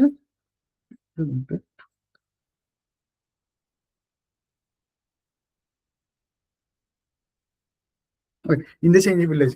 അതിലെന്താണ് ഈ ഉത്തർപ്രദേശ് അവിടെയുള്ള വികസന പദ്ധതികൾ കൂടുതൽ വിമർശനാത്മകമായിട്ട് വിലയിരുത്തുകയാണ് ചെയ്യുന്നത്. ഇപ്പൊ ഗവൺമെന്റിന്റെ വികസന പദ്ധതികള്, മാറ്റങ്ങളോടുള്ള പ്രതികരണങ്ങൾ, സർക്കാർ ഉദ്യോഗസ്ഥരുടെ സ്വാധീനം, ആശയവിനിമയം, സാംസ്കാരിക ഘടകങ്ങളൊക്കെ ഇതിൽ ചർച്ച ചെയ്യുന്നുണ്ട്. പിന്നെ പുതിയ സ്വതന്ത്ര ഇന്ത്യയുടെ പുരോഗതിക്കായി സർക്കാർ രൂപീകരിച്ച ഒരു സർക്കാർ കമ്മ്യൂണിറ്റി ഡെവലപ്മെന്റ് പ്രോഗ്രാംസ് നടപ്പിലാക്കിയിട്ടുണ്ടായിരുന്നു. കമ്മ്യൂണിറ്റി ഡെവലപ്മെന്റ് പ്രോഗ്രാം ഓരോ ഗ്രാമങ്ങൾ എന്താണ് നല്ല രീതിയിലേക്ക് കൊണ്ടുവരാൻ വേണ്ടിയിട്ട്. അപ്പൊ ഈ പ്രവർത്തനങ്ങള് പുതിയ ഈ ഒരു സ്വതന്ത്ര ഗ്രാമീണ ഇന്ത്യയുടെ പുരോഗതിക്കായി സർക്കാർ ഉപയോഗിച്ച ആസൂത്രണ സമിതിയുടെ പ്രവർത്തനങ്ങളും ഈ പദ്ധതികളുടെ വിജയ പരാജയങ്ങളും ദുബൈ വിശകലനം ചെയ്തിട്ടുണ്ടായിരുന്നു. ഈ കമ്മ്യൂണിറ്റി ഡെവലപ്മെന്റിന് ആളുകളുടെ ഇതിന് വേണ്ടിയിട്ട് ചെയ്ത അക്കതായി ഫീൽഡ് ഏജന്റുകൾ വഴിയാണ് പദ്ധതികൾ ഗ്രാമീണരിലേക്ക് എത്തിച്ചിട്ടുണ്ടായത്. ഓരോ സ്ഥലത്തും ഓരോ ഫീൽഡ് ഏജന്റുമാരുണ്ടാവും, അവരാണ് ഗ്രാമങ്ങളിലേക്ക് ഇന്ന പദ്ധതികളൊക്കെ ഉണ്ട് എന്ന് പറഞ്ഞ് എത്തിച്ചത്. ഈ പ്രോഗ്രാമുകൾക്കൊക്കെ കാർഷിക രീതികൾ മെച്ചപ്പെടുത്തുന്നതിൽ ഇവ വിജയിച്ചു. പ്രത്യേകിച്ച് ഗ്രാമങ്ങളാവുമ്പോൾ കൃഷിക്ക് കൂടുതൽ പ്രാധാന്യമുള്ളതാവുമല്ലോ. എന്നാൽ വിദ്യാഭ്യാസം, പ്രായോഗിക വിദ്യാഭ്യാസം, കമ്മ്യൂണിറ്റി തോട്ടങ്ങൾ എന്നിവയിൽ ഇതൊരു പ്രതീക്ഷിച്ച ഫലം കണ്ടില്ല എന്നുള്ളതാണ്. അപ്പൊ ഈ ഇതിൽ രണ്ട് ഇതായിരുന്നു. ചില കാര്യങ്ങൾക്ക് കൂടുതൽ ആളുകൾ അതിന് നല്ല രീതിയിൽ പ്രതികരിച്ചു, ചിലതിനോട് നല്ല രീതിയിൽ പ്രതികരിച്ചില്ല. പ്രത്യേകിച്ച് കൃഷി രീതികൾ മെച്ചപ്പെടുത്തുന്നതിലൊക്കെ നല്ല രീതിയിലുള്ള ഒരു പ്രതികരണമായിരുന്നു. എന്നാൽ പ്രായോഗിക വിദ്യാഭ്യാസം, കമ്മ്യൂണിറ്റി തോട്ടങ്ങൾ എന്നിവയിൽ ഒരു പ്രതീക്ഷിച്ചത് ഉണ്ടായില്ല. അതുപോലെ കമ്മ്യൂണിറ്റി ലേബർ പ്രൊജക്ടുകൾ വിപരീത ഫലമാണ് ഉണ്ടാക്കിയത്. ഗ്രാമീണരിൽ ഒരു കൂട്ടായ്മ വളർത്താൻ ഉദ്ദേശിച്ച ഈ ഒരു പരിപാടി താഴ്ന്ന ജാതിക്കാരായ തൊഴിലാളികളിൽ തങ്ങൾ പഴയ പോലെ തന്നെ പുതിയ രൂപത്തിലേക്ക് ചൂഷണം ചെയ്യപ്പെടുകയാണെന്നൊരു തോന്നലുണ്ടാക്കി. മറ്റൊരിതായിരുന്നു കമ്മ്യൂണിറ്റി ലേബർ പ്രൊജക്ട്, ശ്രമദാൻ എന്നൊക്കെ പറയുന്ന രീതിയിൽ.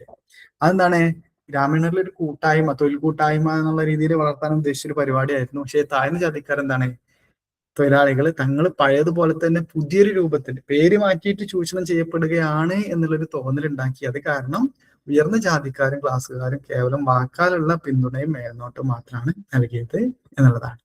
പിന്നെ ഹിന്ദുക്കൾക്കിടയിലെ ജാതി വ്യവസ്ഥയും മുസ്ലിങ്ങൾക്കിടയിലെ ജാതി പോലുള്ള ഗ്രൂപ്പുകളും ഈ ഒരു പദ്ധതിയുടെ വിജയത്തെ വലിയ രീതിയിൽ പരിമിതപ്പെടുത്തി. അപ്പൊ ജാതി വ്യവസ്ഥ നല്ല രീതിയിൽ ഇതിനെ പരിമിതപ്പെടുത്തി എന്നുള്ളതാണ്. പിന്നെ സർക്കാർ ഉദ്യോഗസ്ഥര് തമ്മിലുള്ള ആശയവിനിമയത്തിലും പ്രൊജക്റ്റും ജനങ്ങൾ തമ്മിലുള്ള ബന്ധത്തിലും പരിമിതികൾ ഉണ്ടായിരുന്നു എന്നുള്ളതാണ്. പിന്നെ സാംസ്കാരികമായിട്ടുള്ള ചില തടസ്സങ്ങൾ, സാംസ്കാരികമായിട്ടുള്ള ഘടകങ്ങളും വികസനത്തിന് തടസ്സമായി. ഉദാഹരണത്തിന് ഇപ്പോൾ എഴുത്തും വായനയും തങ്ങൾക്കുള്ളതല്ലെന്നും അത് ദൈവങ്ങളെ കോപിപ്പിക്കുമെന്ന് പല താഴ്ന്ന ജാതിക്കാരും വിശ്വസിച്ചിട്ടുണ്ടായിരുന്നു. ഇത് വിദ്യാഭ്യാസ പദ്ധതികളിൽ നിന്നുള്ള അവരുടെ പങ്കാളിത്തം കുറച്ചു എന്നുള്ളതാണ്. ഓക്കെ, അതായത് എഴുത്തും വായന എന്ന് പറഞ്ഞു കഴിഞ്ഞാൽ എന്താണ്, അത് നമ്മൾ എഴുത്തും വായനയൊക്കെ പഠിച്ചു കഴിഞ്ഞാൽ ദൈവത്തിനോട്, ഇപ്പൊ പണ്ടൊക്കെ എന്താണ് മതപരമായിട്ട് എതിരായിരുന്നു വിദ്യാഭ്യാസം നൽകുക എന്നുള്ളതിന്. അപ്പൊ അങ്ങനെയുള്ള ഒരു താഴ്ന്ന ജാതിക്കാർ വിശ്വസിച്ച എന്താണ് ഈ എഴുത്തും വായനും അവർക്കുള്ളതല്ലെന്നും അത് ദൈവം ഞങ്ങൾ കോപിക്കും എന്ന് പറഞ്ഞു. ഇത് വിദ്യാഭ്യാസ പദ്ധതികളിൽ നിന്നുള്ള അവരുടെ പങ്കാളിത്തം കുറച്ചു. സാമൂഹിക ആചാരങ്ങള്, മൂല്യങ്ങള്, ലോകവീക്ഷണം, ലളിതമായ ശീലങ്ങൾ എന്നിവയെല്ലാം ഈ ഒരു പദ്ധതികളെ ബാധിച്ചു എന്നുള്ളതാണ്. മാറ്റങ്ങളിലേക്ക് നയിക്കുന്നതിൽ ഏജന്റുകളും. അപ്പൊ ഇത്രയാണ് ഈ ഒരു ഇതിൽ പറയുന്നത്. ജസ്റ്റ് ഇത് 2 പാർട്ടായിട്ട് നിങ്ങൾ മനസ്സിലാക്കുക. ഫസ്റ്റ് സോഷ്യൽ ചേഞ്ച് എന്ന് പറയുന്ന അതിനെ കുറിച്ചാണ് പറഞ്ഞത്. ഇന്ത്യൻ വില്ലേജസ് എന്ന് പറയുന്ന ഒരു പുസ്തകത്തിൽ വന്ന കാര്യങ്ങളാണ്. ഓക്കെ, അതിൽ 8 പ്രധാന കാര്യങ്ങളാണ് പറഞ്ഞത് ഇന്ത്യൻ വില്ലേജസ് എന്ന് പറയുന്ന പുസ്തകത്തിൽ. അത് പിന്നെ രണ്ടാമത്തെ ഒരു കൺസെപ്റ്റ് പറയുന്നതാണ് സൊസൈറ്റി ആൻഡ് സോഷ്യൽ ചേഞ്ച്. അത് വേറെ. ഓക്കെ, വേറെ ആയിട്ട് തന്നെ നിങ്ങൾ പഠിക്കാം. പിന്നെ മറ്റൊന്നാണ് ഇന്ത്യാസ് ചേഞ്ചിങ് വില്ലേജ്. മറ്റൊരു അദ്ദേഹത്തിന്റെ ഒരു പുസ്തകമായിരുന്നു ഇന്ത്യാസ് ചേഞ്ചിങ് വില്ലേജസ് എന്ന് പറയുന്നത്. അതിലാണ് ഈ പറഞ്ഞ ഈ UP-യിലെ പഠനം, ഈ കമ്മ്യൂണിറ്റി ഡെവലപ്മെന്റ് പ്രോഗ്രാമുകളെ കുറിച്ചുള്ള വിശകലനം മറ്റൊക്കെ ഇപ്പൊ നമ്മൾ പറഞ്ഞ കാര്യങ്ങളുണ്ടല്ലോ, ഈ കാര്യങ്ങളൊക്കെ വന്നത്. ഓക്കെ ഓക്കേണോ? അതിന്റെ മറ്റൊരു കൺസെപ്റ്റ് ആണ് മോഡേണൈസേഷൻ, ആധുനികവൽക്കരണം. ആധുനികവൽക്കരണം എന്ന് പരസ്പരം ബന്ധപ്പെട്ടിരിക്കുന്ന നിരവധി വ്യത്യസ്ത മാറ്റങ്ങൾ ഉൾക്കൊള്ളുന്ന വളരെ സങ്കീർണമായിട്ടുള്ള ഒരു പ്രതിഭാസമാണ്. നമുക്ക് തന്നെ അറിയാം, നിലവിലുള്ളതിൽ നിന്ന് മാറിയിട്ട് പുതിയ രീതിയിലേക്കുള്ള ഒരു മാറ്റമാണ്. ഇന്ത്യൻ ഗ്രാമങ്ങളിൽ സംഭവിച്ചുകൊണ്ടിരുന്ന സാമൂഹ്യ മാറ്റങ്ങൾ MN ശ്രീനിവാസനെയും SC ദുബെയെയും വലിയ രീതിയിൽ സ്വാധീനിച്ചിട്ടുണ്ടായിരുന്നു. ദുബൈയുടെ സമകാലിക ചിന്തകർക്ക് എല്ലാം ആധുനികവൽക്കരണം ഒരു പ്രധാന ആശങ്കയായിരുന്നു. ദുബൈന്റെ ഒപ്പമുള്ള സമകാലികരായിട്ടുള്ള ചിന്തകരെല്ലാം ആധുനികവൽക്കരണത്തെ ഒരു ആശങ്കയായിട്ടാണ് കണ്ടത്. സാമ്പത്തിക വളർച്ചയും പാശ്ചാത്യ രാജ്യങ്ങളെ അനുകരിക്കുന്നതും ലക്ഷ്യം വെച്ചുള്ള രാഷ്ട്ര നിർമ്മാണ പ്രക്രിയയാണ് ഈ മാറ്റങ്ങൾക്ക് പിന്നിലെന്ന് ദുബൈ തിരിച്ചറിഞ്ഞു. പാശ്ചാത്യരെ വെറുതെ അനുകരിക്കുന്നതിനെയും അതിനെ ആധുനികവൽക്കരണമായി തുലനം ചെയ്യുന്നതിനെയും അദ്ദേഹം ശക്തമായിട്ട് വിമർശിച്ചു. അതായത് അദ്ദേഹം തന്നെ നിലവിലുള്ള ആളുകൾക്കൊക്കെ അതൊരു പേടിയായിട്ടായിരുന്നു ഉണ്ടായിരുന്നത്. പ്രധാനമായിട്ടും എന്താണ്, സാമ്പത്തിക വളർച്ചയും പാശ്ചാത്യ രാജ്യങ്ങളെ അനുകരിക്കുന്നതും ലക്ഷ്യം വെച്ചുള്ള ഒരു രാഷ്ട്ര നിർമ്മാണ പ്രക്രിയയാണ് ഈ മാറ്റങ്ങൾക്ക് പിന്നിലെന്ന് ദുബൈ തിരിച്ചറിഞ്ഞു. പാശ്ചാത്യരെ വെറുതെ അനുകരിക്കുന്നതിനെയും അതിനെ ആധുനികവൽക്കരണമായിട്ട് തുലനം ചെയ്യുന്നതിനെയും, അത് മോഡേണൈസേഷൻ എന്ന് പറഞ്ഞു കഴിഞ്ഞാൽ എന്താണ്, പാശ്ചാത്യരെ വെറുതെ അനുകരിക്കുക, അതുപോലെ അതിനെ ഈ പാശ്ചാത്യ സാരങ്ങളും മറ്റൊക്കെ എന്താണ് ആധുനികവൽക്കരണമായിട്ട് എന്താണ് തുലനം ചെയ്യുന്നതിനെ അദ്ദേഹം ശക്തമായിട്ട് വിമർശിച്ചു. അദ്ദേഹത്തിന്റെ ഈ ഒരു പുസ്തകമായിരുന്നു contemporary India and its modernization എന്ന് പറയുന്നത്. ഈ പുസ്തകം ഇന്ത്യയിലെ പുസ്തകം നോട്ട് ചെയ്ത് വെച്ചോളിട്ടാ, contemporary India and its modernization. ഈ പുസ്തകം ഇന്ത്യയിലെ ആധുനികവൽക്കരണ ചർച്ചകളെ കുറിച്ച് രൂപ നടത്തിയിട്ടുള്ള ഉപന്യാസം, പ്രസംഗം, റേഡിയോ പ്രക്ഷേപണങ്ങൾ എന്നിവയുടെ ഒരു സമാഹാരമാണ്. ഈ കൃതിയിൽ ഇന്ത്യയുടെ ആധുനികവൽക്കരണത്തിനായിട്ടുള്ള ഒരു ഫ്രെയിംവർക്ക് 4 മാനദണ്ഡങ്ങൾ പാലിക്കണമെന്ന് അദ്ദേഹം പറഞ്ഞു. ഇന്ത്യയിലെ ആധുനികവൽക്കരണത്തിന് ഒരു ഫ്രെയിംവർക്ക് 4 കാര്യങ്ങൾ പാലിക്കണമെന്ന് അദ്ദേഹം പറഞ്ഞു. ഒന്ന്, ഇന്റർ ഡിപ്പെൻഡൻസ്. 4 കാര്യങ്ങളിൽ ഒന്നാണ് ഇന്റർ ഡിപ്പെൻഡൻസ്. പ്രാദേശികവും വംശീയവുമായിട്ടുള്ള ഗ്രൂപ്പുകൾക്കിടയിൽ ബോധപൂർവം ആസൂത്രണം ചെയ്തൊരു പരസ്പരാശ്രിതത്വം. ആ പേരിൽ തന്നെ ഇന്റർ ഡിപ്പെൻഡൻസ് എന്ന് പറഞ്ഞു കഴിഞ്ഞാൽ പരസ്പര ആശ്രിതത്വം എന്നുള്ളതാണ്. അപ്പോൾ അതായത് പ്രാദേശികവും വംശീയവുമായിട്ടുള്ള ഗ്രൂപ്പുകൾക്കിടയിൽ ബോധപൂർവം ആസൂത്രണം ചെയ്തൊരു ഇന്റർ ഡിപ്പെൻഡൻസ് ഉണ്ടായിരിക്കണം. രണ്ടാമത്താണ് social restraints and social discipline. സാമൂഹികമായിട്ടുള്ള നിയന്ത്രണവും സാമൂഹിക അച്ചടക്കവും പാലിക്കപ്പെടണം. മറ്റൊന്ന് എക്സ്പെർട്ടൈസ് പോളിസി. വിദഗ്ധരായിട്ടുള്ള ആളുകളെ ഉൾപ്പെടുത്തിയുള്ള നയരൂപീകരണ നയങ്ങൾ നടപ്പിലാക്കലും ആയിരിക്കണം.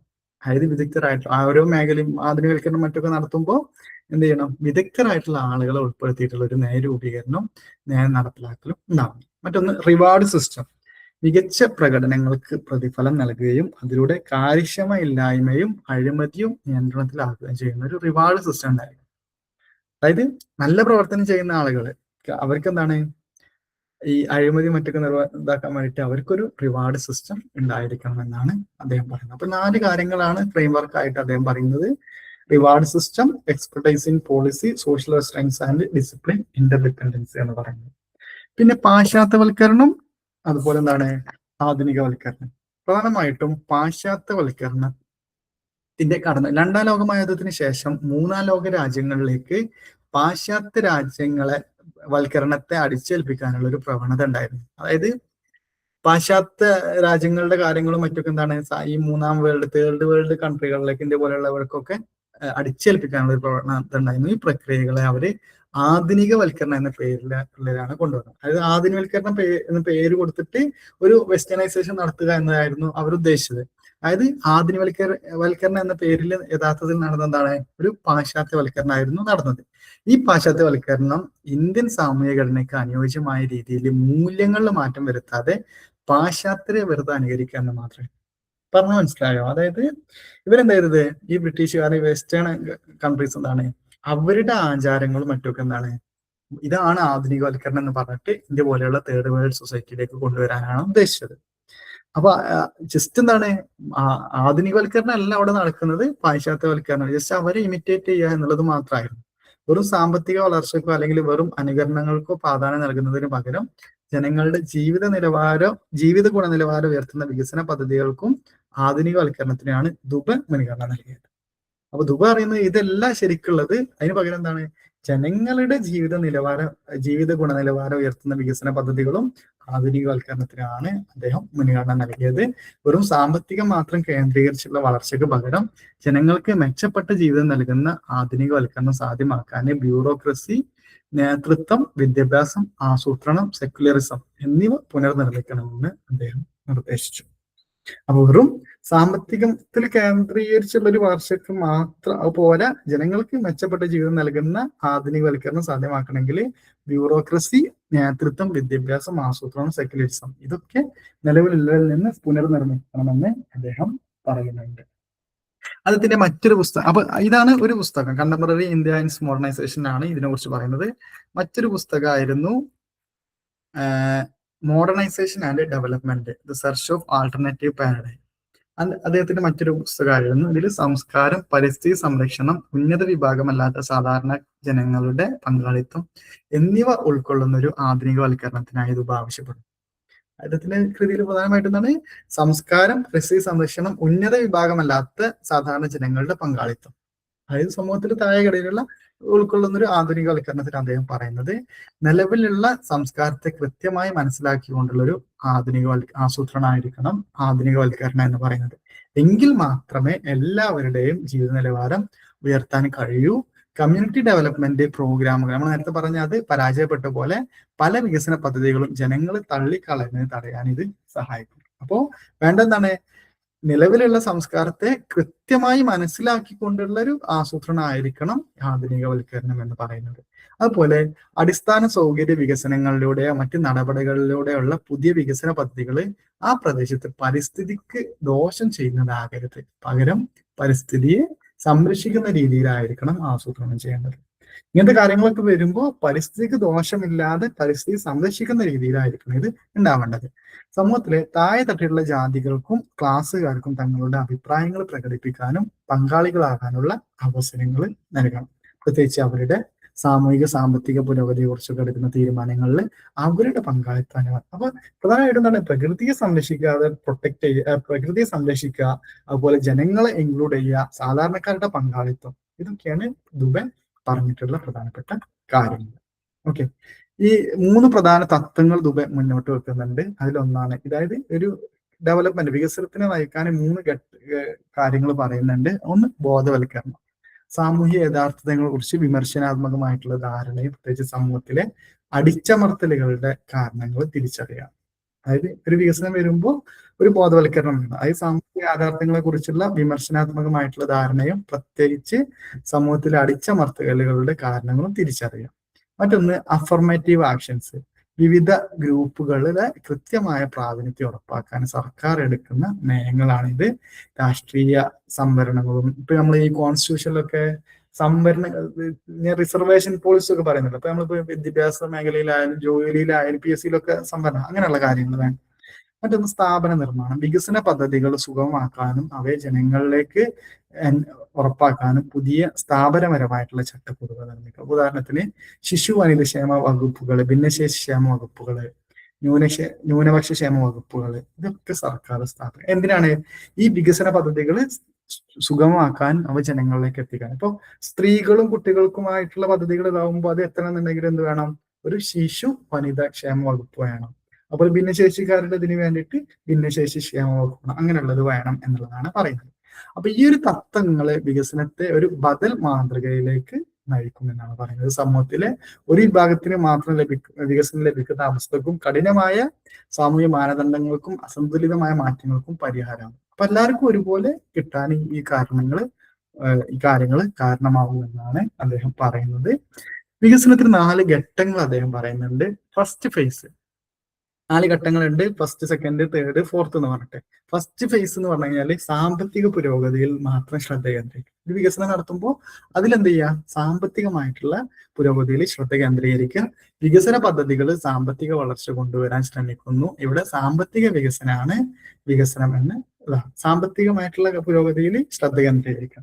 രണ്ടാമത്തെ ഫേസ് സാമ്പത്തിക വളർച്ചയും സാമൂഹിക മാറ്റവും തമ്മിൽ, സാമ്പത്തികമായിട്ടുള്ള വളർച്ചയും സാമൂഹ്യ മാറ്റം തമ്മിലുള്ള ബന്ധം തിരിച്ചറിയുന്ന ഒരു ഘട്ടമാണ് ഇത്. എല്ലാ വിഭാഗങ്ങൾക്കും സാമ്പത്തിക പുരോഗതി നൽകുന്ന സാമൂഹിക സ്ഥാപന മൂല്യങ്ങളുടെ ആവശ്യകതകളെ ഇവിടെ തിരിച്ചറിയും. ഇവിടെ ഫസ്റ്റ് സാമ്പത്തിക പുരോഗതി, മറ്റെന്താണ് സാമ്പത്തിക വളർച്ചയും സാമൂഹ്യ മാറ്റം തമ്മിലുള്ള ബന്ധങ്ങൾ തിരിച്ചറിയുന്ന ഘട്ടമാണുള്ളത്. മൂന്നാമത്തെ ഘട്ടം എന്ന് പറയുന്നത് നിലവിലുള്ള വികസന മാതൃകകളെയും ആധുനികവൽക്കരണത്തിന്റെ പോരായ്മകളുടെയും കുറവുകളെ തിരിച്ചറിയുക, അതിനോട് പ്രതികരിക്കുകയും ചെയ്യുക. അതായത് നിലവിലുള്ള വികസന മാതൃക, അതുപോലെ അതിലെന്താണ് ആധുനികവൽക്കരണത്തിലുള്ള പോരായ്മകൾ, അത് കുറെ കുറവുകൾ ഉണ്ടാവും, അത് തിരിച്ചറിഞ്ഞ് അതിനുള്ളൊരു പ്രതികരണാത്മക ഘട്ടമായിട്ട് വരുന്നതാണ് തേർഡ് ഫേസ്. കാരണം ആ പോരായ്മകൾ അറിഞ്ഞു കഴിഞ്ഞാൽ നമുക്ക് എന്താ അതിൽ മാറ്റങ്ങൾ വരുത്താൻ പറ്റുള്ളൂ എന്നത്. നാലാമത്താണ് ആത്മപരിശോധനയുടെ ഘട്ടം. ഇവിടെ എന്താണ് ദേശീയവും അന്തർദേശീയവുമായിട്ടുള്ള വ്യവസ്ഥകളെയും ലോക സംഭവങ്ങളെ നിയന്ത്രിക്കുന്ന അധികാര ശക്തികളെ വിമർശനാത്മകമായിട്ട് വിലയിരുത്തും. നമ്മൾ ഇപ്പൊ ചെയ്ത കാര്യങ്ങളൊക്കെ ഒരു ആത്മപരിശോധന നടത്താം. അത് ദേശീയമായിട്ട് രാജ്യത്തിനകത്തായാലും രാജ്യത്തിന് പുറത്തായാലും ലോകത്തുള്ള രാജ്യങ്ങളിലൊക്കെ വ്യവസ്ഥകളെയും ലോക സംഭവങ്ങളെ നിയന്ത്രിക്കുന്ന അധികാര ശക്തികളെയും വിമർശനാത്മകമായിട്ട് ഇപ്പൊ പല കാര്യങ്ങൾക്കും ഇപ്പൊ എൻവയോൺമെന്റ് എന്നൊക്കെ പറഞ്ഞു കഴിഞ്ഞാൽ ഇപ്പോ നമ്മുടെ രാജ്യത്ത് മാത്രമുള്ളതല്ലോ, എല്ലാത്തിലും ഉള്ളതല്ല. അപ്പൊ അങ്ങനെ അതിനൊക്കെ വിമർശനാത്മകമായിട്ട് വിലയിരുത്തുന്നതാണ്. അപ്പോൾ സാമ്പത്തിക വളർച്ചയിൽ മാത്രം ശ്രദ്ധ കേന്ദ്രീകരിക്കുന്ന ഏകപക്ഷീയമായിട്ടുള്ള ഒരു സമീപനം ഉപേക്ഷിക്കപ്പെടണം. സാംസ്കാരിക വൈവിധ്യത്തെയും പരിസ്ഥിതിയും സംരക്ഷിക്കുന്നതിനോടൊപ്പം സാമ്പത്തിക വളർച്ച ഉറപ്പാക്കുന്ന സ്ഥാപനപരമായിട്ടുള്ള ചട്ടക്കൂടുകൾ ഉണ്ടാവണമെന്നാണ് പറയുന്നത്. അവിടെയാണ് ഇതിൽ പറയാനുള്ളത്. ജസ്റ്റ് മോഡേണൈസേഷനെ കുറിച്ചാണ് പറയുന്നത്. ഓക്കെ, ഏറ്റവും ലാസ്റ്റ് മോഡേണൈസേഷൻ എങ്ങനെയാണ്, അതിന്റെ 2 പുസ്തകങ്ങളിൽ എന്താണ് ഇതിനെ കുറിച്ച് പറഞ്ഞതെന്നാണ് പറഞ്ഞത്. ഫസ്റ്റ് ഇൻട്രൊഡക്ഷൻ ടു മോഡേണൈസേഷൻ, ആ പുസ്തകത്തിന്റെ പേരാണ് contemporary India and its modernisation. അതിൽ കുറെ കാര്യങ്ങൾ പറഞ്ഞു, പാശ്ചാത്യവൽക്കരണവുമായി ബന്ധപ്പെട്ടുകൊണ്ടാണ് ഇതിൽ കാര്യങ്ങൾ പറഞ്ഞത്. പിന്നെ മറ്റൊരു പുസ്തകമാണ് modernisation and development, the search for alternative paradigm, വികസനവുമായി ബന്ധപ്പെട്ട് എങ്ങനെ വരുന്നത്. അതിൽ പ്രധാനമായിട്ടും നമ്മൾ എന്താണ് അതിന്റെ പോയിന്റ്സ് പറഞ്ഞു. പിന്നെ പ്രിൻസിപ്പൽസ്, വികസനത്തിന് വേണ്ട 3 ഘട്ടങ്ങൾ പറഞ്ഞു. പിന്നെ വികസനത്തിന് നയിക്കേണ്ട തത്വങ്ങൾ പറഞ്ഞു. വികസനത്തിന്റെ 4 ഘട്ടങ്ങൾ ഓരോന്നിലും എങ്ങനെയാണ് വരുന്നത് എന്നുള്ള കാര്യങ്ങളൊക്കെയാണ് പറഞ്ഞത്. ഓക്കെ, പിന്നെ അദ്ദേഹം പഠനം നടത്തിയിട്ടുള്ള സ്ഥലമായിരുന്നു ഷാമിൽപേട്ട എന്ന് പറയുന്നത്. ഓക്കെ, അദ്ദേഹത്തിന്റെ പുസ്തകങ്ങൾ ഇന്ത്യൻ വില്ലേജ്, ഇന്ത്യാസ് ചേഞ്ചിങ് വില്ലേജിലാണ് കേട്ടോ ഈ കമ്മ്യൂണിറ്റി ഡെവലപ്മെന്റ് പ്രോഗ്രാമിനെ കുറിച്ച് പറയുന്നത്. ഇന്ത്യൻ വില്ലേജ് തെലങ്കാനയിലെ ഷാമിൽപേട്ടില് ഒരു 8 പോയിന്റ്സ് പറഞ്ഞില്ലേ പുസ്തകത്തിലുള്ള, അത് മാറരുത്.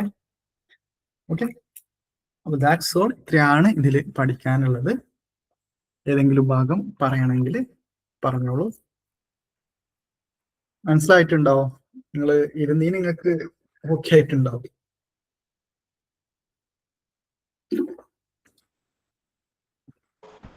ഓക്കെ സാർ 4 സിസ്റ്റം പറഞ്ഞിട്ടുണ്ടായിരുന്നില്ലേ സാർ? ഒന്ന് റിവാർഡ് സിസ്റ്റം പറഞ്ഞിട്ടുണ്ട്, അതൊന്ന് ആ 4 പോയിന്റ് ഒന്ന് പറയാമോ സാർ?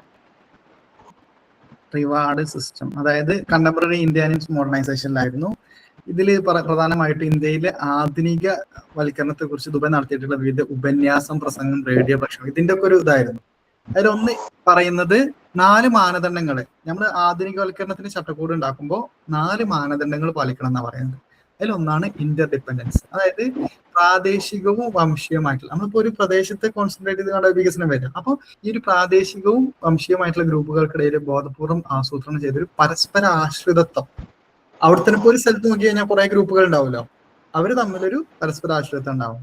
മറ്റൊന്ന് സാമൂഹികമായിട്ടുള്ള നിയന്ത്രണവും സാമൂഹിക അച്ചടക്കവും ഉണ്ടാവും. ഓക്കെ, സാമൂഹികമായിട്ടുള്ള ഒരു നിയന്ത്രണത്തിന് ഇതായിരിക്കണം. പിന്നെ വിദഗ്ധരായിട്ടുള്ള ആളുകളെ ഉൾപ്പെടുത്തിയിട്ടുള്ള നയങ്ങൾ നടപ്പിലാക്കലും ആയിരിക്കണം. അതായത് വെറുതെ ആരെങ്കിലും എന്തെങ്കിലും ഇതാക്കുന്ന പകരം എക്സ്പേർട്ട് ആയിട്ടുള്ള ആളുടെ കീഴിലായിരിക്കണം ഇത് ഉണ്ടാവുന്നത്. ഇതൊന്ന് റിവാർഡ് സിസ്റ്റം. ഇപ്പൊ ഇതൊക്കെ നടപ്പിലാക്കണമെങ്കിൽ എന്താണ്, മികച്ച പ്രകടനങ്ങൾക്ക് അവിടെ കുറെ ആളുകൾ പണിയെടുക്കേണ്ടി വരുമല്ലോ, അവർക്ക് നല്ല രീതിയിലുള്ള ഒരു പ്രതിഫലം നൽകണം. അതിലൂടെയാണ് എന്ത് ഈ കാര്യക്ഷമത ഇല്ലായ്മയും അഴിമതിയും നിയന്ത്രിക്കാൻ വേണ്ടി പറ്റും. അതായത് ഇപ്പോ നമ്മളിപ്പോ ചില കാര്യങ്ങൾ പറയുന്ന സമയത്ത് ചിലപ്പോ എന്താണ് ബുദ്ധിമുട്ടുകൾ വരുമല്ലോ. അപ്പോ ചില കാര്യങ്ങൾ നമുക്ക് അറിയണമെന്നുണ്ടെങ്കിൽ ഒരു പക്ഷേ എന്ത് വേണ്ടി വരും, ഒന്ന് മ്യൂട്ടാക്കോ. ഇപ്പൊ ചില കാര്യങ്ങൾ ഇപ്പൊ ഒരു റിവാർഡ് സിസ്റ്റം ഉണ്ടായി കഴിഞ്ഞാൽ ഇതിലൂടെ എന്ത് ഒഴിവാക്കാൻ പറ്റും, കാര്യക്ഷമത ഇല്ലായ്മ അഴിമതി ഒഴിവാക്കാൻ പറ്റും. കാരണം ആ റിവാർഡ് പ്രതീക്ഷിച്ച് ഞാൻ അത് ചെയ്ത് കഴിഞ്ഞാൽ എനിക്ക് ഇന്ന റിവാർഡ് കിട്ടുമല്ലോ എന്ന് പ്രതീക്ഷിച്ച് കാര്യങ്ങൾ ചെയ്യുമല്ലോ ഉദ്യോഗസ്ഥരും പറ്റും. അതാണ് ഇവിടെ ഉദ്ദേശിക്കുന്നത്. ഓക്കെ ആണോ? Okay sir, thank you. വേറെ എന്തെങ്കിലും? രണ്ട് ബുക്കിന്റെ പേര് പറയൂ. എങ്ങനെ? ദുബൈന്റെ 2 ബുക്സിന്റെ പേര് പറയോ? ദുബൈയുടെ ബുക്ക് 2 നമ്മൾ കുറെ ബുക്കുകൾ പറഞ്ഞിട്ടുണ്ട്. ദുബൈയുടെ ബുക്കുകൾ ഒന്ന് Indian villages, India's changing villages, contemporary India and its modernisation, പിന്നെ മോഡേണൈസേഷൻ ആൻഡ് ഡെവലപ്മെന്റ്. ഇതൊക്കെ അദ്ദേഹത്തിന്റെ പുസ്തകങ്ങളാണ് കേട്ടോ. അത് നോട്ട് ചെയ്ത് വെച്ചുകൊണ്ട് നിങ്ങൾക്ക് ഉപകാരപ്പെടും. എങ്ങനെ? Okay, thanks. ഇന്ത്യൻ വില്ലേജില് തെലങ്കാനയിലെ ഷാമിർപട്ടി ഗ്രാമത്തിലുള്ള കാര്യങ്ങളാണ് പറയുന്നത്. India changing villages development programme. Okay അല്ലേ?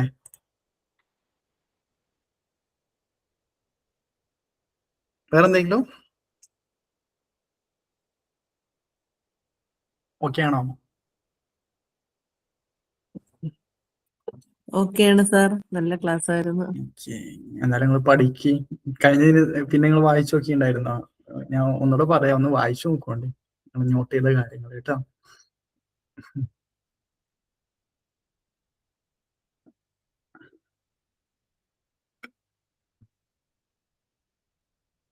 ബുക്സിലല്ലോ നമ്മള് എഴുതാണ് വായിക്കുന്നത്.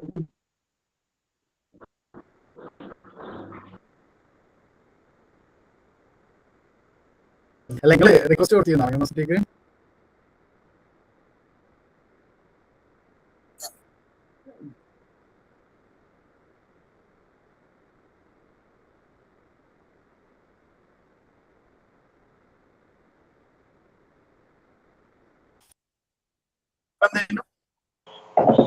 എല്ലാ റിക്വസ്റ്റും കൊടുത്തു,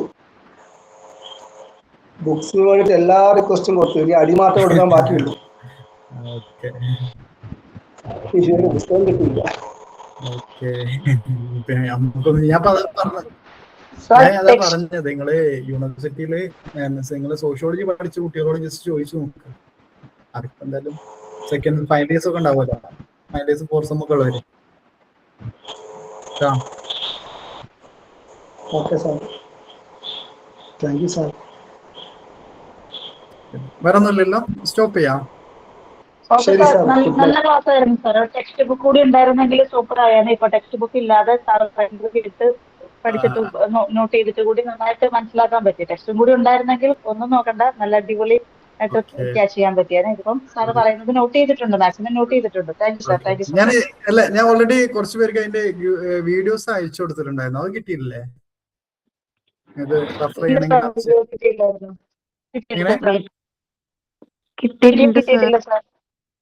ഓക്കെ, അതുള്ളവരൊന്ന് ഷെയർ ചെയ്ത് കൊടുക്കണേ. ഞാൻ അതിൽ കുറച്ചുകൂടി ഷോർട്ട് ആക്കിയിട്ട് പെട്ടെന്ന് പറഞ്ഞു തരുന്നുണ്ട്. ഇത് നമുക്ക് വെച്ചാൽ ഈ സമയം ഉള്ളത് കൊണ്ടാണ് നമ്മൾ ഇത്രയും ഡീപ്പായിട്ട് പോകുന്നത്. ഇത് ചില കാര്യങ്ങളൊന്നും നമുക്ക് ഫസ്റ്റ് ക്ലാസ്സിൽ അയച്ച ലിങ്ക് അല്ലേ, അതായിരുന്നോ വീഡിയോസ്? അതിട്ടുണ്ടായിരുന്നു ഗ്രൂപ്പിൽ തന്നെ. ഗ്രൂപ്പിൽ ഇട്ടിട്ടുണ്ട്. ശരി, നോക്കിയാൽ മതി. അപ്പൊ ശരി, thank you sir. Okay sir, thank you.